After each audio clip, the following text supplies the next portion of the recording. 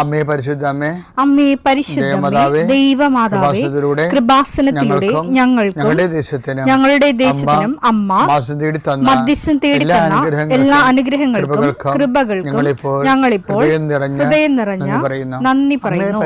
അമ്മേ പരിശുദ്ധമ്മേ ദൈവമാതാവേ, 2004 ഡിസംബർ 7 ഉച്ചകഴിഞ്ഞ് 2:30 കൃപാസനത്തിൽ സംഭവിച്ച അമ്മയുടെ പ്രത്യക്ഷപ്പെടലിനെ കുറിച്ച് തിരുസഭയ്ക്ക് സമർപ്പിച്ചിരിക്കുന്ന പഠനരേഖകളുടെ മേൽ സഭാത്മകമായ പഠനം ആരംഭിക്കുവാൻ ഞങ്ങൾ പ്രാർത്ഥിക്കുന്നു. അമ്മേ പരിശുദ്ധമേ, ഭൂസ്വർലോകങ്ങളുടെ രാജ്ഞിയായ അങ്ങേയ്ക്ക് ഭൗമസംരക്ഷണത്തിനായി പ്രപഞ്ചപ്രകൃതിയെ തന്നെ തിരുസഭ പ്രതിഷ്ഠിക്കുവാൻ ഈ പ്രത്യക്ഷീകരണം വഴി ഇടയാക്കണമേ. പരിശുദ്ധമേ, ജപമാല മാതാവേ, സകല കൃപാസനം പ്രാർത്ഥനയോടും ചേർത്ത് ഞങ്ങളിപ്പോൾ പ്രാർത്ഥിക്കുന്ന ഈ കുടുംബത്തിന്റെ പ്രത്യേക നിയോഗം പറ മക്കളെ.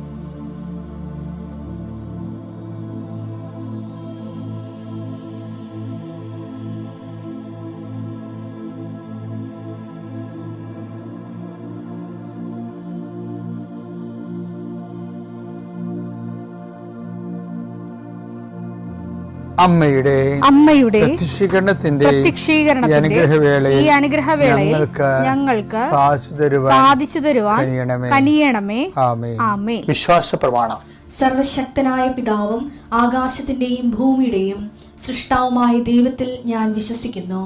അവിടുത്തെ ഏകപുത്രനും ഞങ്ങളുടെ കർത്താവുമായ ഈശോ മിശിഹായിലും ഞാൻ വിശ്വസിക്കുന്നു. ഈ പുത്രൻ പരിശുദ്ധാത്മാവിനാൽ ഗർഭസ്ഥനായി കന്യകാമറിയത്തിൽ നിന്ന് പിറന്ന് പൊന്തിയോസ് പീലാത്തോസിന്റെ കാലത്ത് പീഡകൾ സഹിച്ച് കുരിശിൽ തറയ്ക്കപ്പെട്ട് മരിച്ച് അടക്കപ്പെട്ട് പാതാളങ്ങളിൽ ഇറങ്ങി മരിച്ചവരുടെ ഇടയിൽ നിന്ന് 3-ാം നാൾ ഉയർത്ത് സ്വർഗത്തിലേക്ക് എഴുന്നള്ളി സർവശക്തിയുള്ള പിതാവായ ദൈവത്തിന്റെ വലതുഭാഗത്തിരിക്കുന്നു. അവിടെ നിന്ന് ജീവിക്കുന്നവരെയും മരിച്ചവരെയും വിധിക്കുവാൻ വരുമെന്നും ഞാൻ വിശ്വസിക്കുന്നു. പരിശുദ്ധാത്മാവിലും ഞാൻ വിശ്വസിക്കുന്നു. വിശുദ്ധ കത്തോലിക്കാ സഭയിലും പുണ്യവാന്മാരുടെ ഐക്യത്തിലും പാപങ്ങളുടെ മോചനത്തിലും ശരീരത്തിന്റെ ഉയർപ്പിലും നിത്യമായ ജീവിതത്തിലും ഞാൻ വിശ്വസിക്കുന്നു. ആമേൻ. സ്വർഗ്ഗസ്ഥനായ ഞങ്ങളുടെ പിതാവേ, അങ്ങയുടെ നാമം പൂജിതമാകണമേ. അങ്ങയുടെ രാജ്യം വരണമേ. അങ്ങയുടെ തിരുമനസ് സ്വർഗത്തിലെ പോലെ ഭൂമിയിലും ആകണമേ. അന്നു വേണ്ടുന്ന ആഹാരം ഇന്ന് ഞങ്ങൾക്ക് തരണമേ. ഞങ്ങളോട് തെറ്റ് ചെയ്യുന്നവരോട് ഞങ്ങൾ ക്ഷമിക്കുന്നത് പോലെ ഞങ്ങളുടെ തെറ്റുകൾ ഞങ്ങളോടും ക്ഷമിക്കണമേ. ഞങ്ങളെ പ്രലോഭനത്തിൽ ഉൾപ്പെടുത്തരുതേ, തിന്മയിൽ ഞങ്ങൾ രക്ഷിക്കണമേ. ആമേൻ. നന്മ നിറഞ്ഞ മറിയമേ, സ്വസ്തി. കർത്താവ് അങ്ങയുടെ കൂടെ സ്ത്രീകളിൽ അങ്ങ് അനുഗ്രഹിക്കപ്പെട്ടവളാകുന്നു.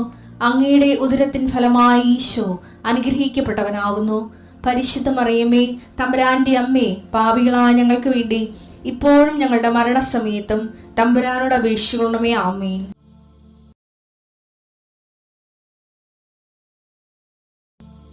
കർത്താവിന്റെ ഉന്നതമായ നാമത്തിന് സ്തോത്രം ചെയ്യുന്നു. 39 വർഷം ഞാൻ അർപ്പിച്ച കൃപാന്റെ യോഗ്യതയായി കൃപാസ്ഥാനത്താറെ ജീവനോടെ പ്രത്യക്ഷപ്പെട്ട പരിശുദ്ധ അമ്മയുടെ പ്രത്യക്ഷയുടെ ശക്തിയായി ഞങ്ങൾ കഴിഞ്ഞ ഒക്ടോബർ 25 കൃപാസനത്തിൽ നിന്ന് അർത്തിങ്കപ്പള്ളിയിലേക്ക് നടത്തിയ 5 ലക്ഷത്തോളം പേര് പങ്കെടുത്തിട്ടുള്ള കോടിക്കണക്കിന് ജപമാലയുടെ ശക്തിയായി ഈ പ്രാർത്ഥന കൂടുന്നവർ കർത്താവ് ആശീർവദിക്കട്ടെ.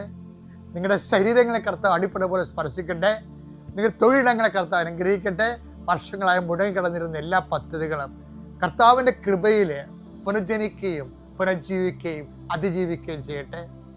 മക്കളെക്കുറിച്ച് വേദന അനുഭവിക്കുന്നവരെ, അവിടെ വിവാഹത്തെക്കുറിച്ച് വേദന അനുഭവിക്കുന്നവർ, മക്കളില്ലാത്തവർ, ജോലി ഇല്ലാത്തവർ, പരീക്ഷാഫലം പ്രതീക്ഷിക്കുന്നവർ, പരീക്ഷാഫലത്തിൽ മാർക്ക് കുറവുകൊണ്ട് റീവാലുവേഷൻ കൊടുത്തിരിക്കുന്നവർ, ഓരോരോ ഇൻ്റർവ്യൂവിനും ടെസ്റ്റിനും വേണ്ടി കാത്തിരിക്കുന്നവർ, അത് കഴിഞ്ഞവരെ, വിസ പ്രോസസ്സിങ് കൊടുത്തിരിക്കുന്നവർ, വിസ പുതുക്കി കിട്ടാത്തവരെ, നാട്ടിൽ ജോലിക്ക് വേണ്ടി അലയുന്നവരെ, റാങ്ക് ലിസ്റ്റിലുള്ളവരെ, ജോലി നഷ്ടപ്പെടാൻ പോകുന്നവരെ, ഡിവിഷണൽ ഫോറുള്ള അധ്യാപകരെ എല്ലാവരെയും സംബന്ധിച്ച് പ്രാർത്ഥിക്കുന്നു.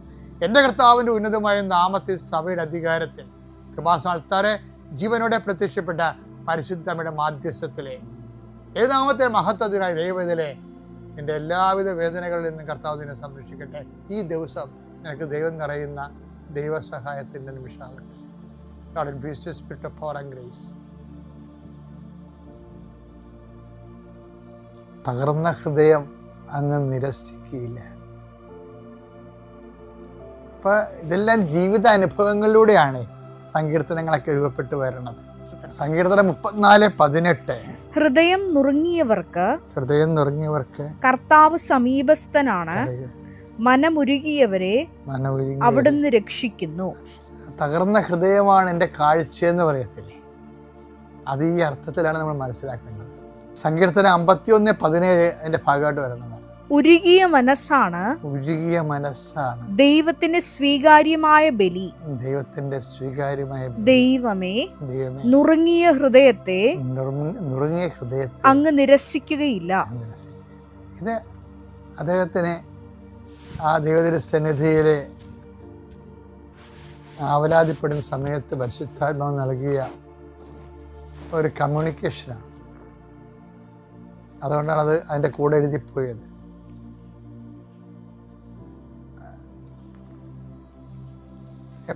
ഇപ്പോഴ് നമ്മൾക്ക് യഥാർത്ഥ ഇസ്രായേലിനായിട്ടൊക്കെ ജീവിക്കാം. വചനം ചോദിക്കുന്നൊരു സംഭവമുണ്ടേ, ഏശാവിനെ ഞാൻ വെറുത്തു, യാക്കോബിനെ ഞാൻ സ്നേഹിച്ചു എന്നില്ലേ.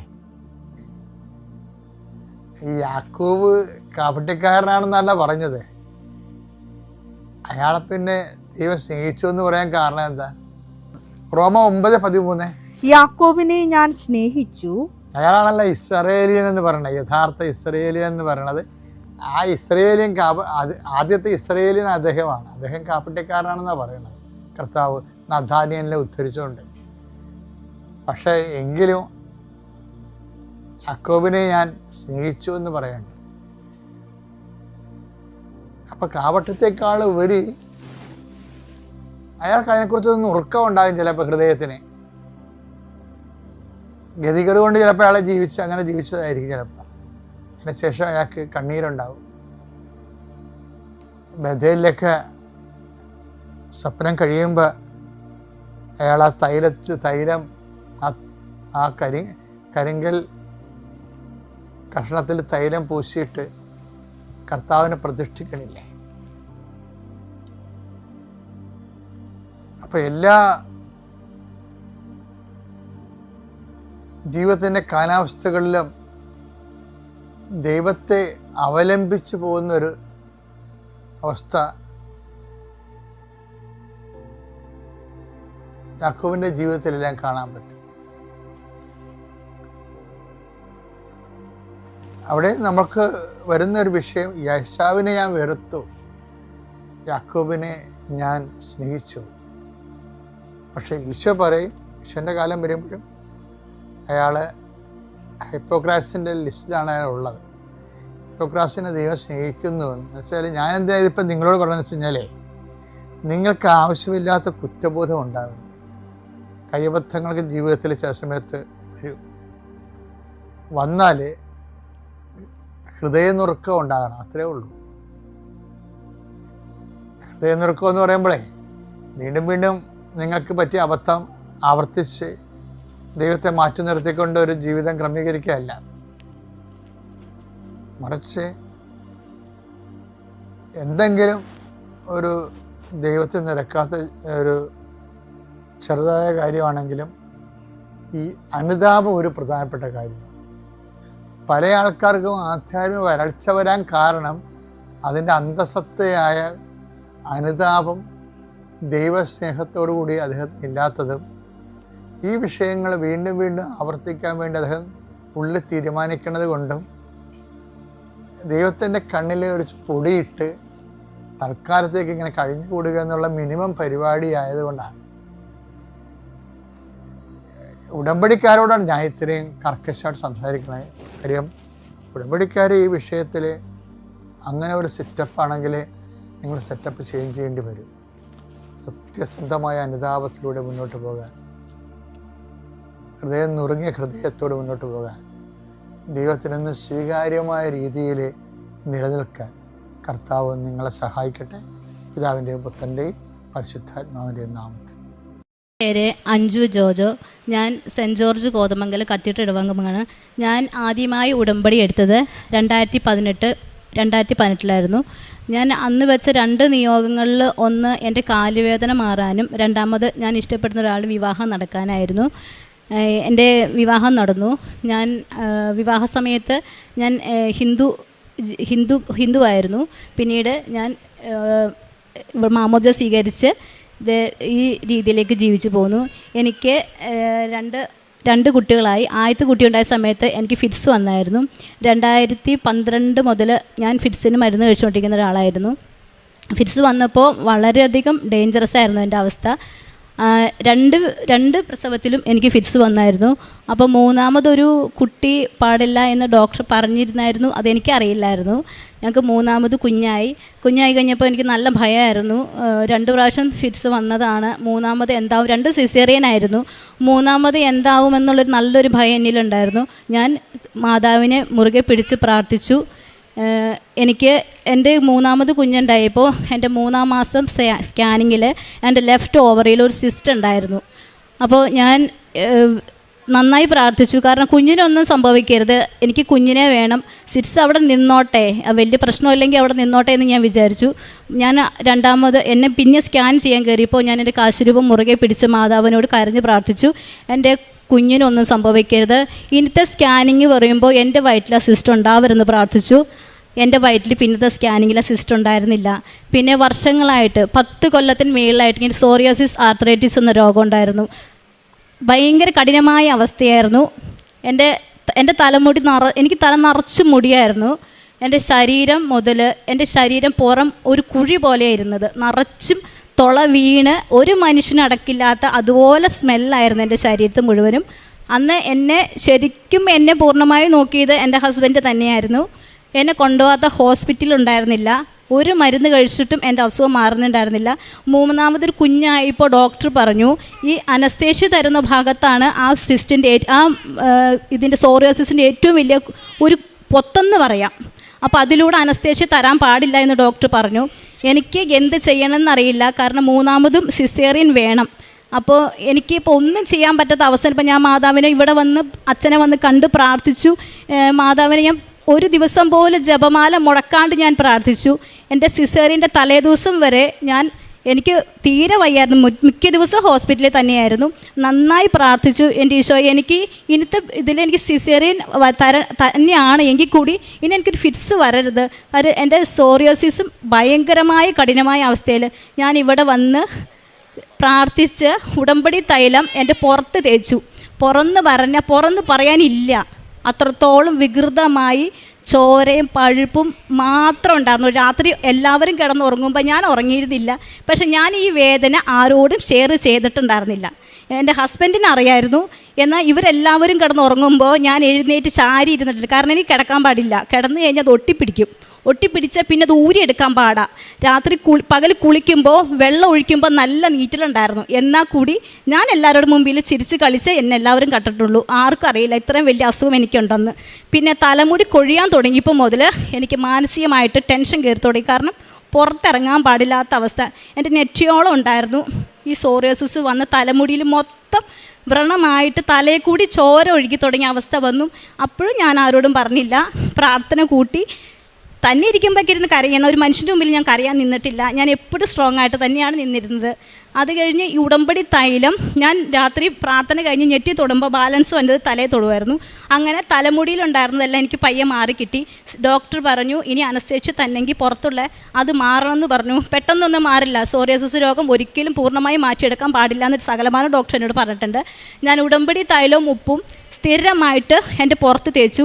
എനിക്ക് പോലും അറിയാൻ പാടില്ല എപ്പോഴാണ് എൻ്റെ ശരീരത്തിൽ നിന്ന് അത് പൂർണ്ണമായിട്ട് മാറിക്കിട്ടി.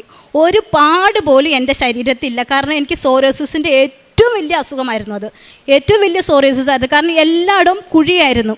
ബ്ലഡ് മാത്രം എൻ്റെ ശരീരത്തുണ്ടായിരുന്നു. എൻ്റെ ഡ്രസ്സൊക്കെ പിന്നെ ഡ്രസ്സ് ഇടാൻ പാടില്ല, അതുപോലെ വ്രണമായിരുന്നു. 3 ദിവസം ആണ് എൻ്റെ ഓർമ്മയിലുള്ളൂ. പൂർണ്ണമായും സോറിയാസിസ് മാറ്റി തന്നു.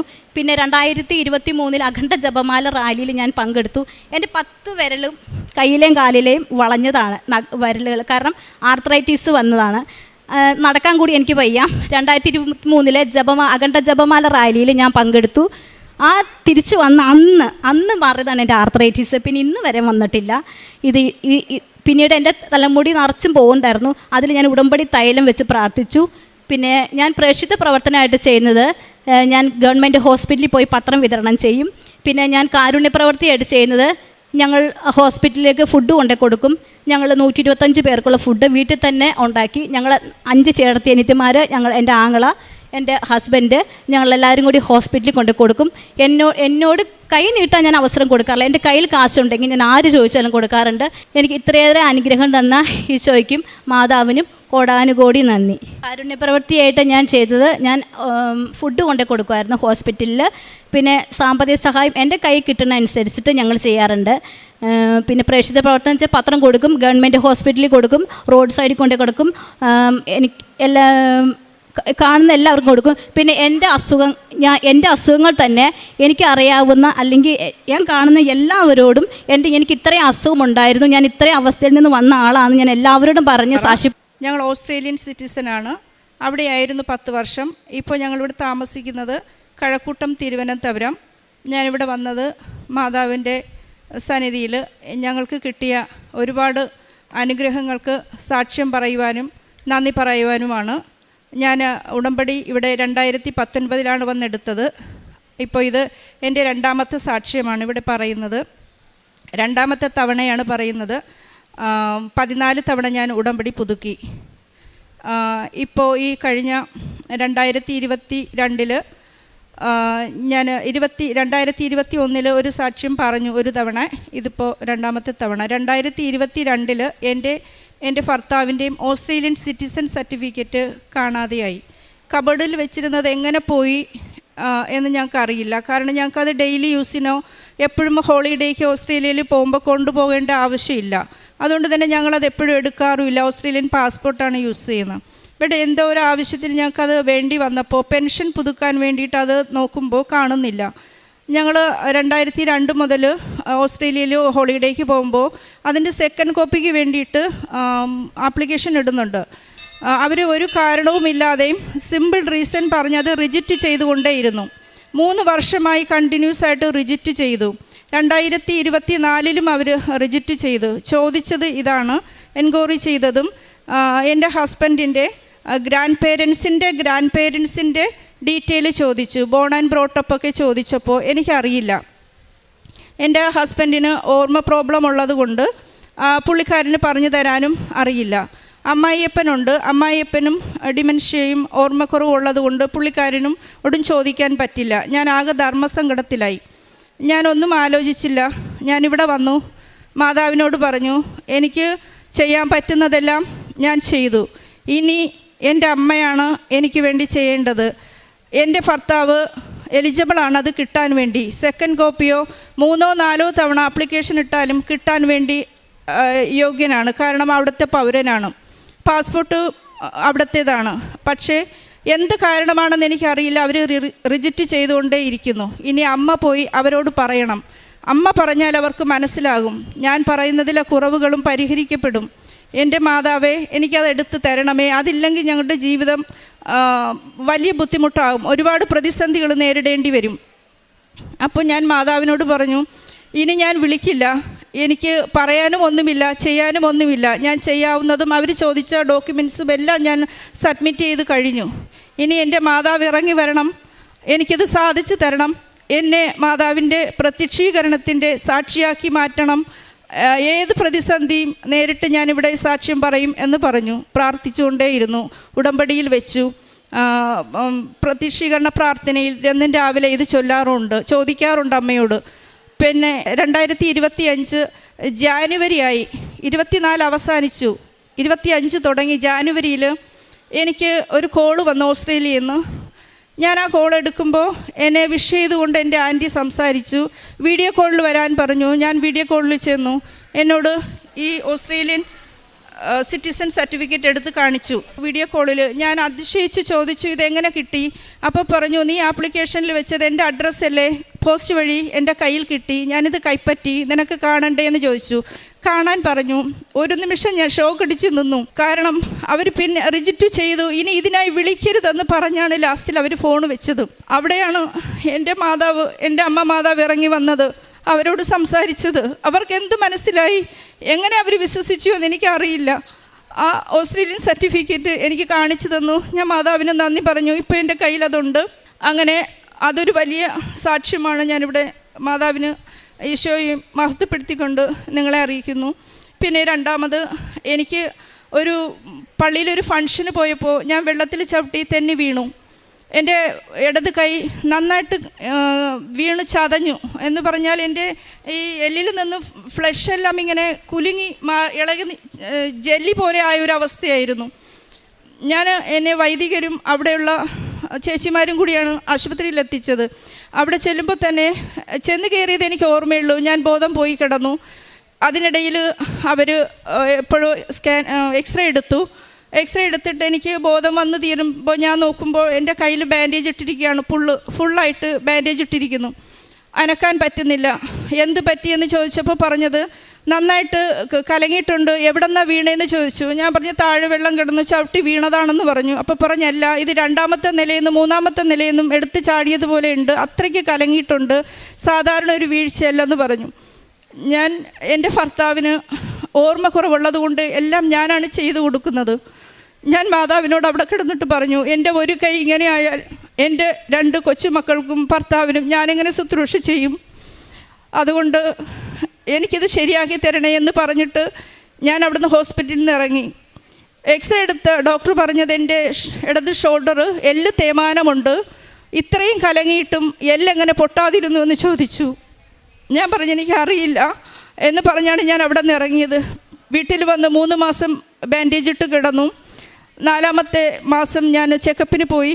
ബാൻഡേജ് ഒന്ന് ഊരി തരാമോ എന്ന് ചോദിച്ചു. ഇപ്പം പറഞ്ഞില്ല, അത് ഇത്രയും ചുറ്റാത്ത രീതിയിൽ പ്ലാസ്റ്റിക് ഇട്ട് തരാം, അനക്കാൻ പാടില്ല എന്ന് പറഞ്ഞു. ഞാൻ അത് ബാൻഡേജും ഇട്ട് പുതിയ ഒരു ചരട് പോലെ ഇട്ടിട്ട് അവർ എന്നെ വീട്ടിൽ വിട്ടു. എന്നോട് അന്നേരം ഡോക്ടർ പറഞ്ഞത്, ഇതുവരെ പോയ സമയം പോട്ടെ, ഇന്ന് മുതൽ അങ്ങോട്ട് ഇനി 6 മാസം മുതൽ 1 വർഷം വരെ സമയമെടുക്കും ഇത് പൂർവ്വസ്ഥിതിയിലാകാനെന്ന് പറഞ്ഞു. ഞാൻ ആകെ ധർമ്മസങ്കടത്തിലായി. എൻ്റെ സങ്കടത്തിന് അതിരുകളില്ലായിരുന്നു. കാരണം എൻ്റെ ഭർത്താവിൻ്റെ അവസ്ഥ ഈ നിൽക്കുന്ന പോലെയല്ല. ഞാൻ തന്നെയാണ് എല്ലാം ചെയ്യേണ്ടതും ചെയ്തു കൊടുക്കേണ്ടതും. കൈയില്ലാതെ ഞാൻ എന്ത് ചെയ്യും? ഞാൻ വീട്ടിൽ പോയിട്ട് വീണ്ടും 1 ആഴ്ച കഴിഞ്ഞപ്പോൾ ഡോക്ടറിനെ കാണാനുള്ള ഒരു പ്രേരണയായി. ഞാൻ ജപമാല മുടങ്ങാതെ ചൊല്ലുമായിരുന്നു. അഭിഷേക തൈലം തൊട്ട് ഈ ബാൻഡേജിൻ്റെ ഇടയിലോട്ട് പറ്റുന്നിടത്തൊക്കെ ഇടുമായിരുന്നു. ചൊറിച്ചിൽ വരുമ്പോൾ ഉപ്പ് എടുത്ത് അകത്തോട്ട് ഇട്ട് കൊടുക്കുമായിരുന്നു. എന്നിട്ട് ഞാൻ എൻ്റെ ഒരു ശക്തമായ പ്രേരണ കാരണം ഞാൻ ഡോക്ടറിനെ പോയി കണ്ടു. ഡോക്ടർ പറഞ്ഞു, ഇപ്പോൾ കണ്ടതല്ലേ ഉള്ളൂ, പറഞ്ഞതല്ലേ, ഒന്നും ചെയ്യാൻ പറ്റില്ല, ടേക്ക് എന്ന് പറഞ്ഞു. ഞാൻ പറഞ്ഞില്ലേ, എനിക്ക് ഭയങ്കര ചൊറിച്ചിലാണ്, ഡ്രൈ സ്കിന്നാണ്, എനിക്കിത് ഊരിത്തരണം, എനിക്ക് സിമ്പിളായിട്ട് ഇട്ട് തന്നാൽ മതി, ഞാൻ അനക്കാതെ നോക്കിക്കൊള്ളാമെന്ന് പറഞ്ഞു. എൻ്റെ നിർബന്ധപ്രകാരം അങ്ങനെ ചെയ്തു തന്നു. ഞാൻ വീട്ടിൽ വന്നു, അഭിഷേക തൈലമെടുത്തു, ജപമാല ഒരു കയ്യിൽ പിടിച്ച് എക്സസൈസ് ചെയ്യാൻ തുടങ്ങി. ജപമാല മുറുക്കിയും ഞെരടിയും ഞാൻ ജപമാല ചൊല്ലിക്കൊണ്ടേയിരുന്നു.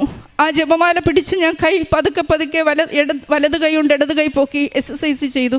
അഭിഷേക തൈലം കൊണ്ട് ഞാൻ കുറച്ച് വേദന സഹിച്ചു. ഈശോ കുരിശു ചുമന്നതോർത്ത് ധ്യാനിച്ചുകൊണ്ട് ഞാൻ വേദന സഹിച്ച് മസാജ് ചെയ്തു. നന്നായിട്ട് മസാജ് ചെയ്തു. അഭിഷേക തൈലം മാത്രമായിരുന്നു. അവരെനിക്കൊരു ഓയിൽമെൻറ്റ് തന്നു, ഞാനത് തൊട്ടിട്ടില്ല. അഭിഷേക തൈലം മാത്രം വെച്ച് ഞാൻ മസാജ് ചെയ്തു. അമ്മ എനിക്കിത് സുഖപ്പെടുത്തി തരണം, അമ്മയാണ് എന്നെ താങ്ങിയത്. തേന്മാനമുള്ള എല്ല് പൊട്ടിയാൽ അത് പിന്നെ ഊറി പിടിക്കില്ലെന്ന് അമ്മയ്ക്കറിയാം, അതുകൊണ്ട് അത് പൊട്ടിച്ചില്ലല്ലോ. അപ്പോൾ പിന്നെ എനിക്കിതും സുഖപ്പെടുത്തി തരണം, തന്നേ പറ്റൂ. ഞാൻ അമ്മയുടെ സ്വന്തക്കാരിയല്ലേ, ഞാൻ ഉടമ്പടി എടുത്ത സ്വന്തക്കാരിയല്ലേ എന്ന് ചോദിച്ച് പ്രാർത്ഥിച്ചു. ഞാൻ മസാജ് ചെയ്തുകൊണ്ടേയിരുന്നു ഉടമ്പടി തൈലം കൊണ്ട്. വിത്തിൻ 1 മന്ത് ആകുന്നതിന് മുൻപ് എൻ്റെ കൈ എൻ്റെ ആവശ്യങ്ങൾക്ക് വേണ്ടി ഉപയോഗിക്കാൻ തക്കവിധം വളയാനും തിരിയാനും ഉയരാനും തുടങ്ങി. എൻ്റെ കൈ ബാക്കിലോട്ടെടുക്കാനും എനിക്ക് മുടി കെട്ടാനും മറ്റെല്ലാ കാര്യങ്ങളും ചെയ്യാൻ സാധിച്ചു.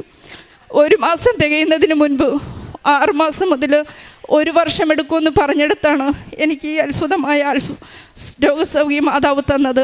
ഞാൻ ആശുപത്രിയിൽ പോയി, അവർ പറഞ്ഞ ഡേറ്റ് പ്രകാരം പോയി, അവർ എക്സസൈസ് എടുത്തു. എൻ്റെ കൈ പൊങ്ങുകയും താഴുകയും ചെയ്യുന്നത് കണ്ട് ഡോക്ടർ എന്നെ മിഴിച്ച് നോക്കിയിട്ട് ചോദിച്ചു, ഫിസിയോ എടുത്തോ, ഫിസിയോയ്ക്ക് പോയോ? ഞാൻ പറഞ്ഞില്ല. പിന്നെ ഇതെങ്ങനെ സംഭവിച്ചു, എന്ത് റിസ്ക്കാണ് എടുത്തത്? ഞാൻ പറഞ്ഞു, ഞാൻ വേറൊന്നും ചെയ്തില്ല. എൻ്റെ അമ്മ മാതാവ് തന്ന തൈലം കൊണ്ട് ഞാൻ കുരിശ് വരച്ചു, വിശ്വാസ പ്രമാണം പഠിച്ചു, ഞാൻ മസാജ് ചെയ്തു. അപ്പോൾ പറഞ്ഞു, എന്ത് റിസ്ക്കാണ് എടുത്തതെന്നറിയാമോ? എക്സ്റേ എടുക്കട്ടെ എന്ന് പറഞ്ഞു. അവർ എക്സ്റേ എടുത്തു. ഒരു കുഴപ്പവുമില്ല, എല്ലാം ഊറി പിടിച്ചിരിക്കുന്നുണ്ട്, കൈ പഴയതുപോലെ നല്ല സ്ട്രോങ് ആയിട്ടുണ്ട്. അപ്പോൾ പറഞ്ഞു, എനിക്ക് ഐ കാൺ ബിലീവ് എന്ന് പറഞ്ഞു. ഞാൻ പറഞ്ഞു, വിശ്വസിക്കണം, എനിക്കിത് നിങ്ങൾക്ക് സാധ്യമാകാത്തത് ദൈവത്തിന് സാധ്യമാണ്, മനുഷ്യന് അസാധ്യമായത് ദൈവത്തിന് സാധ്യമാണ്. എനിക്ക് അമ്മ മാതാവ് സുഖപ്പെടുത്തി തന്നതാണ്, ഇത് നിങ്ങളുടെ ഓയിൽമെൻ്റ് അല്ല, അഭിഷേക തൈലമാണ് എന്ന് പറഞ്ഞ് സാക്ഷ്യപ്പെടുത്തിയിട്ട് ഞാൻ അവിടെ നിന്ന് ഇറങ്ങി. ആ വലത് കൈയാണിത്. എനിക്കിന്നൊരു കുഴപ്പമില്ല, തൂക്കാനും തുടയ്ക്കാനും കുളിക്കാനും നനയ്ക്കാനും എല്ലാത്തിനും പറ്റുന്നുണ്ട്. മാതാവിന് നന്ദി, ഈശോയിലൂടെ എനിക്ക് തന്ന ഈ രോഗസൗഖ്യത്തിന്. അതുപോലെ തന്നെ തുടർന്ന് എൻ്റെ കഴുത്തിൻ്റെ പുറകിലായിട്ട്, എൻ്റെ കയ്യിൽ എൻ്റെ ഫോട്ടോയുണ്ട്, കഴുത്തിൻ്റെ പുറകിലായിട്ട് ഞാൻ ജപമാല ചൊല്ലിക്കൊണ്ട് നിൽക്കുമ്പോൾ എന്തോ ഒന്ന് തട്ടിയതുപോലെ എനിക്ക് തോന്നി. അതെന്തോ ഒരു ഫ്ലൈ ആണെന്ന് തോന്നുന്നു. 2 ദിവസം കഴിഞ്ഞില്ല, എനിക്ക് അവിടെ ചൊറിഞ്ഞു പൊട്ടി, തൊലിയൊക്കെ ഉരിഞ്ഞ് റെഡ് കളറായി, ഇങ്ങനെ തടിച്ചൊരു കുഷ്ഠരോഗിയെ പോലെ ബാക്ക് കഴുത്തിൽ. എനിക്ക് മുടി പിരുത്തിടാൻ പറ്റില്ല, ഡ്രസ്സ് കഴുത്തിൽ തൊട്ടിട്ടുള്ള അതൊന്നും ഇടാൻ പറ്റില്ല, അങ്ങനെയായി. ഞാൻ അത് വെച്ചിട്ട് ഒരു ദിവസം ബസ് എടുത്തു, തനിച്ചിവിടെ വന്നു. മാതാവിനോട് പറഞ്ഞു, ഇവിടെ നിലവിളക്കിൽ കത്തിയിരുന്ന എണ്ണ ചൂടോടെ തൊട്ട് അവിടെ ഇട്ട് കുരിശ് വരച്ചു. വീട്ടിൽ പോയി അഭിഷേക തൈലം എടുത്ത് കുരിശ് വരച്ചു, അവിടെ തൊട്ട് പ്രാർത്ഥിച്ചു. ഞാൻ എൻ്റെ മോന് ഫോട്ടോ എടുത്തിട്ട് പറഞ്ഞു, അമ്മ ഇത് റിസ്ക്കാണ്, ഇത് ഭയങ്കര വേഴ്സ് ആകുന്നുണ്ട്, അമ്മ ഡോക്ടറിനെ കാണണം, ഇത് എന്താണെന്ന് അറിയില്ല, ബ്ലഡിലൊക്കെ ആകും, അതുകൊണ്ട് അമ്മ പോകണമെന്ന് പറഞ്ഞു. ഞാൻ പറഞ്ഞില്ല, ഞാൻ പോകില്ല. എൻ്റെ ഈ കൈ ഈ അവസ്ഥയിൽ സുഖപ്പെടുത്തി തന്ന മാതാവ് എനിക്ക് തന്ന ആയുധങ്ങളുണ്ട് എൻ്റെ കയ്യിൽ. അതാണ് അഭിഷേക തൈലവും എൻ്റെ ഉടമ്പടി പത്രവും പിന്നെ ഞാൻ ഉപയോഗിക്കുന്ന ഉപ്പും. അത് മതി എനിക്ക്, ഞാൻ അതുകൊണ്ട് എനിക്ക് സുഖപ്പെടുത്തി കിട്ടുമെന്ന് പറഞ്ഞ് ഉറച്ച് വിശ്വസിച്ച് ഞാൻ ഉപ്പ് ചൂടുവെള്ളത്തിലിട്ട് അവിടെ വൃത്തിയാക്കാനും ഉടമ്പടി തൈലം തൊട്ട് കുരിശ് വരച്ച് പ്രാർത്ഥിക്കാനും തുടങ്ങി. വിതിൻ 1 ആഴ്ചയാകില്ല എൻ്റെ സ്കിന്ന് പഴയതുപോലെയായി, ഉരിഞ്ഞുരിഞ്ഞ് അവിടെ വൃത്തിയായി, തനിയെ അത് വൃത്തിയായി. എങ്ങനെ സംഭവിച്ചു അതുപോലെ തന്നെ എങ്ങനെയോ അത് മാതാവിൻ്റെ കൃപയാൽ സുഖപ്പെട്ടു. ആ ഫോട്ടോ സുഖപ്പെടുന്നതിന് മുൻപുള്ളതും സുഖപ്പെട്ടതും എൻ്റെ കയ്യിൽ വീഡിയോ ഫോണിലുണ്ട്. അതുപോലെ തന്നെ എൻ്റെ വസ്തു ഒരു തവണ ഞാൻ അഡ്വാൻസ് ആയതാണ് 20 ലക്ഷത്തിന്. പക്ഷേ അതെന്തോ അവർക്ക് സാമ്പത്തിക ബുദ്ധിമുട്ട് കാരണം വാങ്ങാൻ പറ്റില്ല എന്ന് പറഞ്ഞു. തിരിച്ചു അഡ്വാൻസൊക്കെ ക്ലിയർ ചെയ്തു. പിന്നെ വരുന്ന ഇടപാടുകളൊന്നും ക്ലിയർ ആകുന്നില്ല. അവർക്ക് വലിയ ഹാപ്പിയല്ല. കാരണം ഒരു തവണ തടസ്സം വന്നതെന്തോ പ്രോബ്ലം ഉണ്ടെന്ന് പറഞ്ഞിട്ട് നടക്കാതെയായി. 1 വർഷമായി അങ്ങനെ പൊയ്ക്കൊണ്ടേയിരുന്നു. അപ്പോൾ ഞാനിവിടെ വന്നു. വീണ്ടും 2024 ഞാൻ ഉടമ്പടിയിൽ വെച്ചു. സാധിച്ചു തരാൻ വേണ്ടി അമ്മയോട് പ്രാർത്ഥിച്ചു. ഇവിടെ വന്ന് പ്രമാണം കൊണ്ടുവന്ന് ബഹുമാനപ്പെട്ട ജോസഫ് അച്ഛന് കൊടുത്തു. ഫാദർ പ്രാർത്ഥിച്ചു തന്നു. ചെറിയൊരു ലാക്കറ്റ് മാതാവിൻ്റെത് തന്നു. ഞാൻ അത് കൊണ്ടുപോയി എൻ്റെ വീട്ടിലെ ഡോറിൽ വെച്ചു, ഒട്ടിച്ച് വെച്ചു. ഉടമ്പടി ഉപ്പ് കൊണ്ടുപോയി ഞാൻ 4 വർഷവും വിശ്വാസ പ്രമാണം പഠിച്ചു, മുഖ്യദൂതൻ്റെ പ്രാർത്ഥന പഠിച്ചു, ഞാൻ വിതറി. എന്നിട്ട് പ്രത്യക്ഷീകരണ പ്രാർത്ഥനയിൽ ഈ അപേക്ഷ വെച്ച് പ്രാർത്ഥിച്ചു കൊണ്ടേയിരുന്നു. അഭിഷേക തൈലം ഞാൻ വീട്ടിൻ്റെ എല്ലാ മൂലയിലും തൊട്ട് കുരിശ് വരച്ചു. 1 മാസമായില്ല, ശരിക്കും 1 മാസം തികയുന്നതിന് മുൻപ് എന്നോട് ഇങ്ങോട്ട് വന്ന് എൻ്റെ നെയ്ബർ പറഞ്ഞു, ഞാൻ മനസ്സിൽ ആഗ്രഹിച്ച വില അവരെന്നോട് ഇങ്ങോട്ട് പറഞ്ഞിട്ട് അഡ്വാൻസ് തരികയായിരുന്നു. അതൊരു രാത്രി ഞാൻ ജപമാല ചൊല്ലിക്കൊണ്ട് നിൽക്കുമ്പോഴായിരുന്നു. രണ്ടാമതൊന്നും ആലോചിച്ചില്ല. ഞാൻ മനസ്സിൽ അമ്മയോട് പറഞ്ഞത്, അമ്മയുടെ കൃപ എനിക്ക് കാണണം. അത് അവർ വാങ്ങാൻ വരുന്നവരുടെ കൊണ്ട് തന്നെ അമ്മയുടെ പ്രേരണയാൽ ഞാൻ മനസ്സിൽ കാണുന്ന വില പറയണം. പിന്നെ ഞാൻ രണ്ടാമതൊന്നും ആലോചിക്കില്ല, അമ്മയാണ് ഇതിൻ്റെ മാധ്യസ്ഥയെന്ന് ഞാൻ ഉറപ്പാക്കുമെന്ന് പറഞ്ഞു. അതുപോലെ തന്നെ അവരെന്നോട് ആ വില പറയുകയും മനസ്സിലാഗ്രഹിച്ച വില കിട്ടി ഞാൻ അത് വിൽക്കുകയും ചെയ്തു. എനിക്ക് വാസയോഗ്യമായൊരു വസ്തുവും മാതാവ് തന്നു.